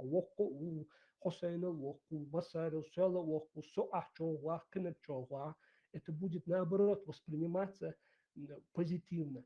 И хотелось бы здесь, чтобы было справедливо, затронуть также высказывание Тумсо Абдурахманова, который тоже там тебя в этом обвинил, но при этом мы и в голосовом чате Тумсо Абдурахманова видим то же самое, что присутствует тот же культ личности, когда его окружение, я не говорю, что они все это делают со зла, но даже неосознанно начинает выступать этими адвокатами. И он их не критикует. Он не говорит, Собардейш, почему ты за меня отвечаешь? Кто вы такие, чтобы за меня отвечать? Кто я такой, чтобы вы меня настолько ценили? Адам Вадусу обычный. Люди бы более мягко, более лучше бы относились к Алхиетсон. Не столько вопрос, сколько даже такое мнение, Дукас Ахмад. Интервала, если я как-то некорректно этот вопрос задал и тому подобное. That's Islam. That's Islam.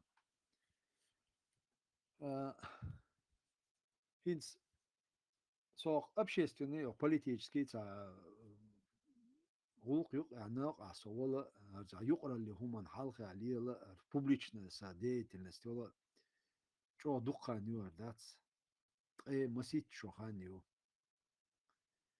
أهوت إيه مسيت شرخينا هن سقطر لروال غيرتن هم نشتوي سو لروال هم دو أحيا غشتك داتس هم بعدك دي زا إنس أحي بيسوق إذا إيش سو أوت أورها شين عن أورها إيش ترويل لا يتردل لا سوت ألا داتس on إذا أوت إبراهيم يتخليك نستلقى أسينس مدري إير دويك إنس إيوال ناقوس حبي تشجدوش لو أس إيلر اسملو تشجدوش إيمن إزال رياكتيو أتصنع كوير صدات تجاتو هو أجا سويكتو هو ألر أسينسايك ألما عليت نيرشين لو ألا أليرتو خاطة خات نيرتو سويك ستونساني بريموي وير نو انترفيو ستونساني نو أتزال شو عشبول ناخ إيش قيتم صوبر عشان لينا شاشت أيتن دول هم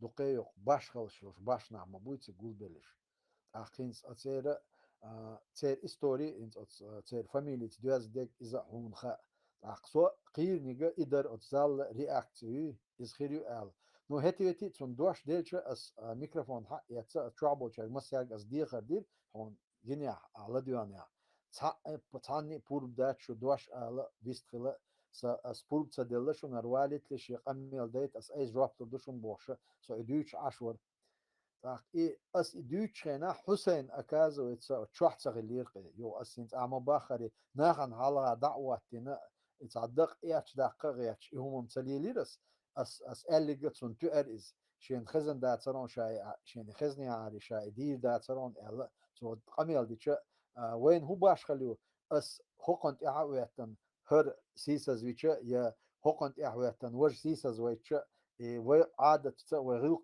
تانا أغور دوش داتسي أي سونك آل ديشتك أس إيلر أس إيل شولت إعا شادة ديشتك مخش يعني خيات تاعها تو دا دير تو كانت انت رواقر أهينت أعبوش توش حق إعا دا وي لردل دي شومدو إتقانت وي قومنت إعا وين خير دو آل وين دقع دوش دول سوفت دوتان وي ناغن يوق عليلش دقا قاستن أتساعدوش أتيوسر شين قواندها خواتين دول حال دوي إذا وقام دقي سيسز در دويس أخر وي حباش بوق إسم إشت إنيق دعباح وي ليرن دل هاري يا وي إنيق وي دق قيتم وي قوبل بيش بالهاري وي تاحس خير مدر سان دوحال خير مدار سروي وي تغن ليلوش دق دوش دق نس بوستميا تا ليلوش دولشونا تا دوش دولشونا دون هين سرعمت 10 شمال وانا إبراهيم يحاوي أنا يستخلوال أشة أسقرجة إلر إزدات موالوت أتصالح دولشونا نصات ها إشين بروستو غزال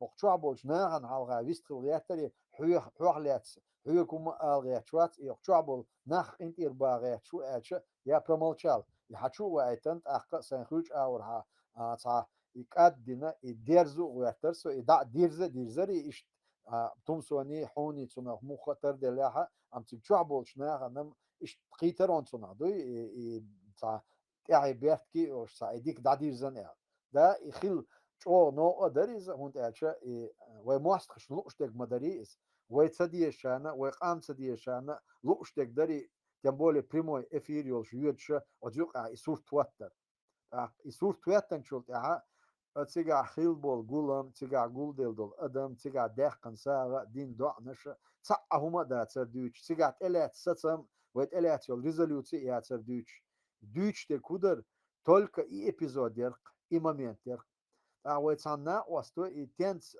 دستر خايونيس يوتس سيز حق احي يوتس خيل دولش حق احي يوتسوت يا هم خيل شولت يا ينيول كومنتاري شو حق يا ايش سيز دا كونفرنسي سيز اتش كونفرنسي ايش خز دايوت شيريزا تا образно дуй и далирцо зезги арию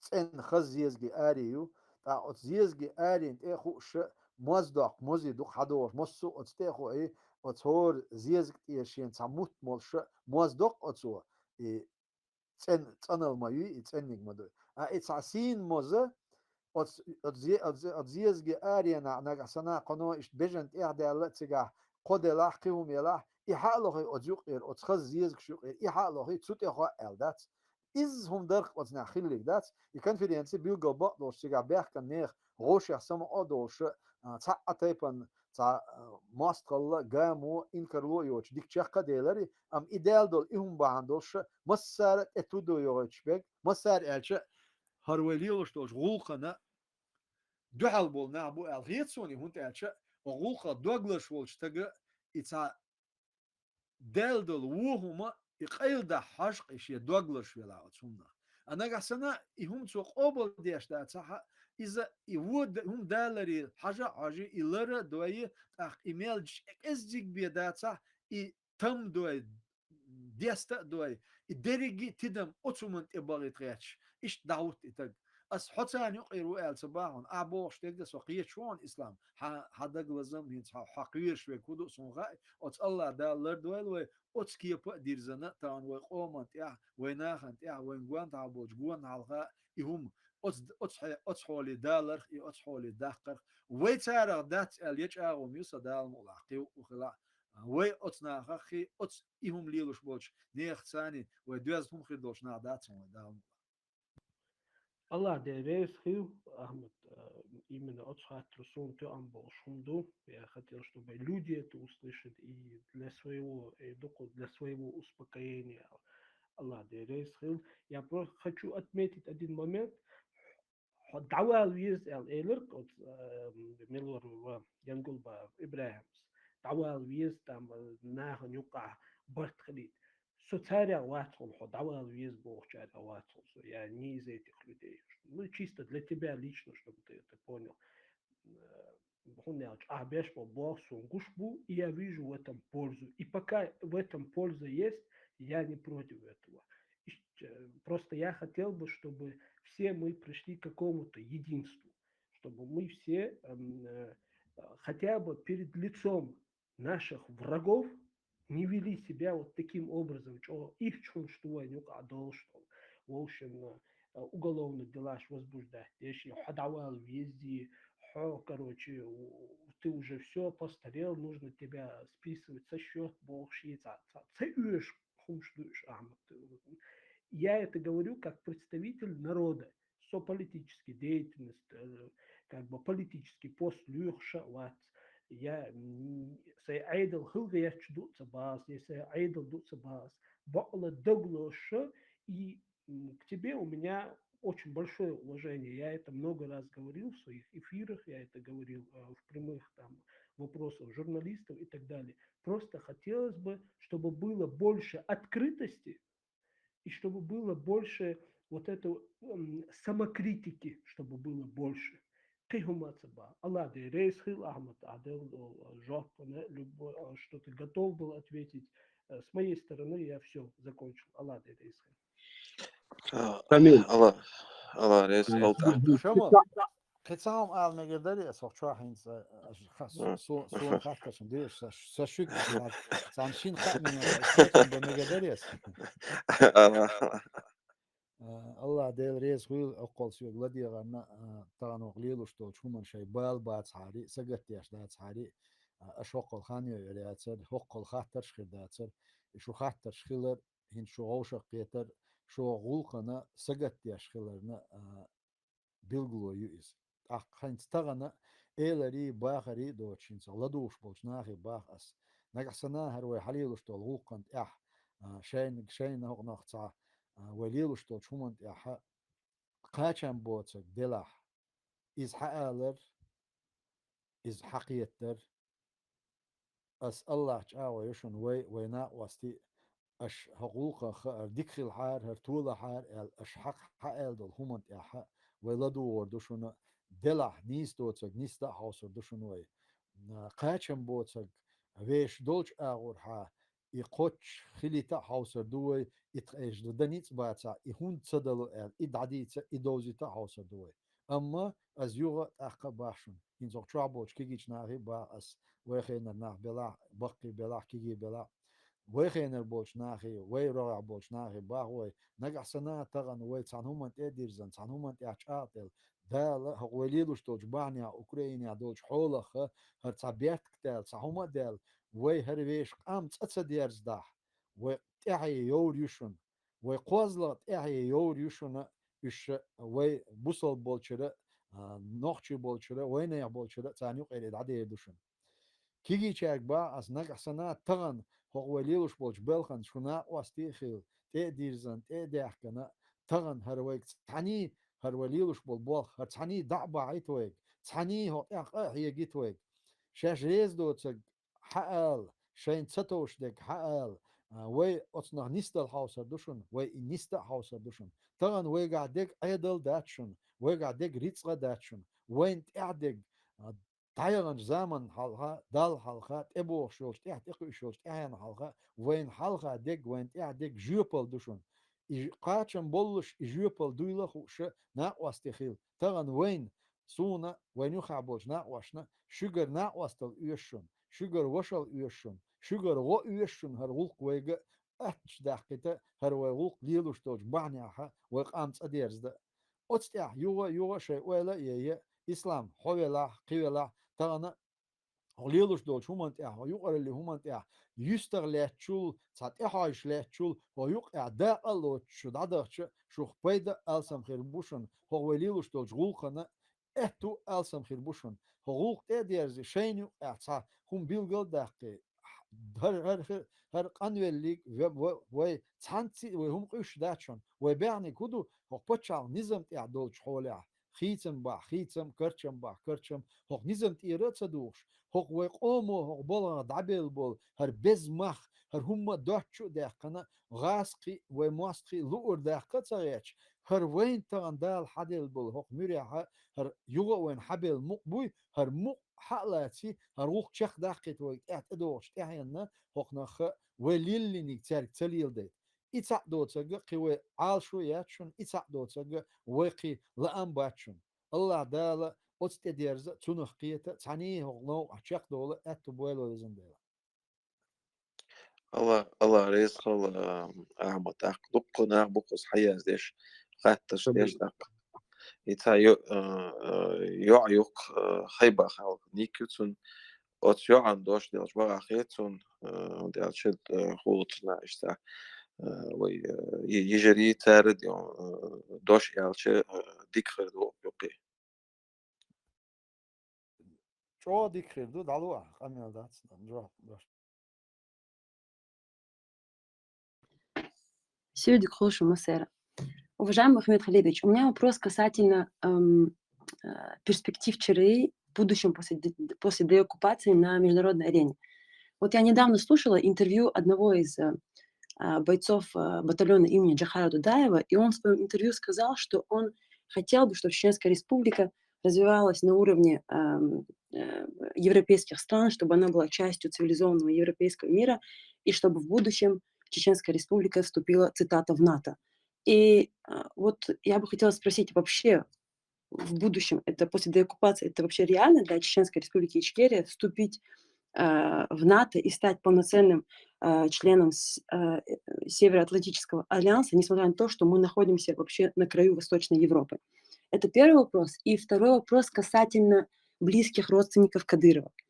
Вот у меня, вот я знаю, что, допустим, Ашат Кадырова, да, она является одним из главных рупоров кадыровской пропаганды. Она ездила в Украину, и она сильно продвигает, допустим, именно вот эту марионеточную власть. Вот после деоккупации, какая участь этих близких родственников ожидает? И как их вообще нужно рассматривать? Эти коллаборанты или... Они, конечно, возможно, нереально физического преступления не совершали, но они, естественно, на них есть определенная роль. И как их нужно рассматривать? Вот это мои два вопроса для Рейсху. Дейл Рейсху, значит, по первому вопросу, так как вопрос был задан на русском языке, я постараюсь ответить тоже на русском языке. Да, я считаю, что у нашего народа, у нашего государства есть исключительно огромные перспективы и возможности. Дело в том, что мир сегодня нас знает, как никого другого. На Кавказе нету, наверное, ни одного народа, ну, за исключением грузин, наверное, из малых народностей, на Кавказе, которые были бы известны всему миру, так как чеченцы. Ну, в этом есть и позитив, и есть какая-то своя негативная сторона. Но в большинстве своем я уверен в том, что вот этот негатив, он будет, он затмевается вот теми позитивами, которые исходят от наших. Сегодня, на сегодняшний день, я в начале нашего разговора сказал, что сегодня есть молодые чеченцы, ингуши, которые работают по всему миру в банковской системе. Есть те, которые работают в юридических компаниях юристами. Есть инженера, врачи. Ну, очень много молодых людей, молодых специалистов, которые получили сегодня квалифицированное образование, которое необходимо будет для нас и для нашего народа, когда мы будем восстанавливать нашу государственность, развивать наше государство.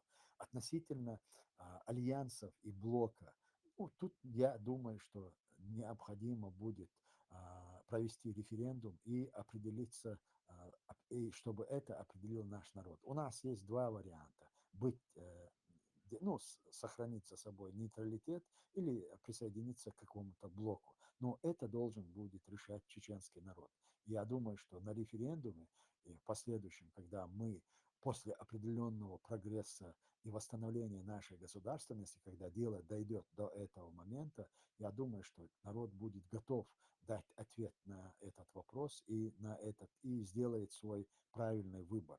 А то, что сегодня молодые чеченцы, которые находятся в рядах украинских вооруженных сил, в наших батальонах, ну, на территории Украины сегодня отражают российскую агрессию, конечно, это мы должны ими гордиться, это и честь, и слава, и это самые лучшие сыны нашего народа. Я не говорю в смысле, что они самые исключительные, но в том деле, в котором они сегодня занимаются, они лучшие, и они не позорят нас. Это не означает, что вся молодежь или все чеченцы должны ехать в Украину воевать. У всех есть свое предназначение. И в данном случае то, что мы там ведем относительно формируем батальоны, которые по соглашению, это батальон у нас может разрасти до бригады, и этой бригады будет достаточно для того, чтобы она стала ядром восстановления чеченской государственности, ядром восстановления конституционного строя. Исходя из этого, мы и делаем ту работу, которую делаем там. Но о вступлении НАТО, я думаю, все-таки еще раз этот вопрос нужно будет перенести на референдум. А теперь относительно последней части вопроса. Я не готов рассуждать на эту тему. Есть банды. Пример любой банды, основная задача этой банды замазать кровью всех участников, чтобы им некуда было отступать. И сегодня и Путин на своем уровне, и, конечно, Кадыров, они приносят в жертву даже свои семьи. Сегодня вовлечение детей в оккупационные структуры – это обречение этих детей к ответственности за те преступления, которые были совершены на территории Чеченской Республики. И я уверен в том, что независимо от пола, национальности, люди, которые способствовали укреплению этого режима, люди, которые способствовали усилению насилия над чеченским народом и те издевательства, которые сегодня претерпел чеченский народ, и то унижение, за это ответственность нести будут все, кто причастен к этому. Если бы у этого идиота хватило бы ума хотя бы своих детей не втягивать в этот процесс, но, как говорится, Горбатого только могила исправит. Он запачкался, он решил продолжить традицию, семейную традицию, которую он получил от своих предков, которые были вовлечены в предательство и измену чеченского народа. И будут нести ответственность, я в этом не сомневаюсь.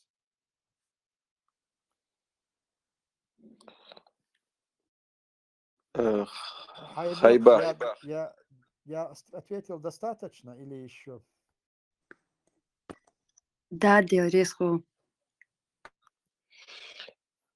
ميجر تاع دارس خو مثلا تاع ويوجرش مدرة ترش مسار دعديرز دي باخ والله جود يوم دي غردوز مسار قد يوم تكون كنتير دولش دق يوم خاطش در حديا تاع ناغ برد يوم دوش ديخش والله مثلا دوش دلا مسو خاطر جواب دلا تو تغيير تكون كنتير دول أما ديو شو تفارم تغيلي يديو شو تزولم ديني دات شو просто تغيير قد دق ديو يوبروش دولة تعرفون دي أعمل تحون ديريس خل داقلا سنة أختي عوي في دعير زريرة أعمل دالشي دو دويل وي بيش بولغا وزبالتي عداوي مثلا يعتو بويل دالا مسيت يازديش مسيت سقوق شو يازديش إيش أحمد دال دقوا أول دال يحتو بول ووغا مووغ ديون دا كان ساد تشقوال بوغ الله هو يحتو بول مثلا بولت أحمد وما ألر وي كيجينا خلقا يوروب يا ديشنا دوش كذا تا علم حقيقة دين أور خليلز دني أور خليلز ديون أوتوي مليو بوتنسيال تاني أقبلهم ناقوس ديخل خورش وشيشي تا كوك بوخش تا دوش وولش تا ديو داقلو تشوي إشتيو دال مولا أقبلهم ناقوس ديخل ديزق دالتي عبيرك تيولقت وي أختي تعدير زردور إفير سبحانك اللهم وبحمدك نشهد أن لا إله إلا أنت نستغفرك ونتوب إليك بسم الله الرحمن الرحيم والعصر إن الإنسان لفي خسر إلا الذين آمنوا وعملوا الصالحات وتواصوا بالحق وتواصوا بالصبر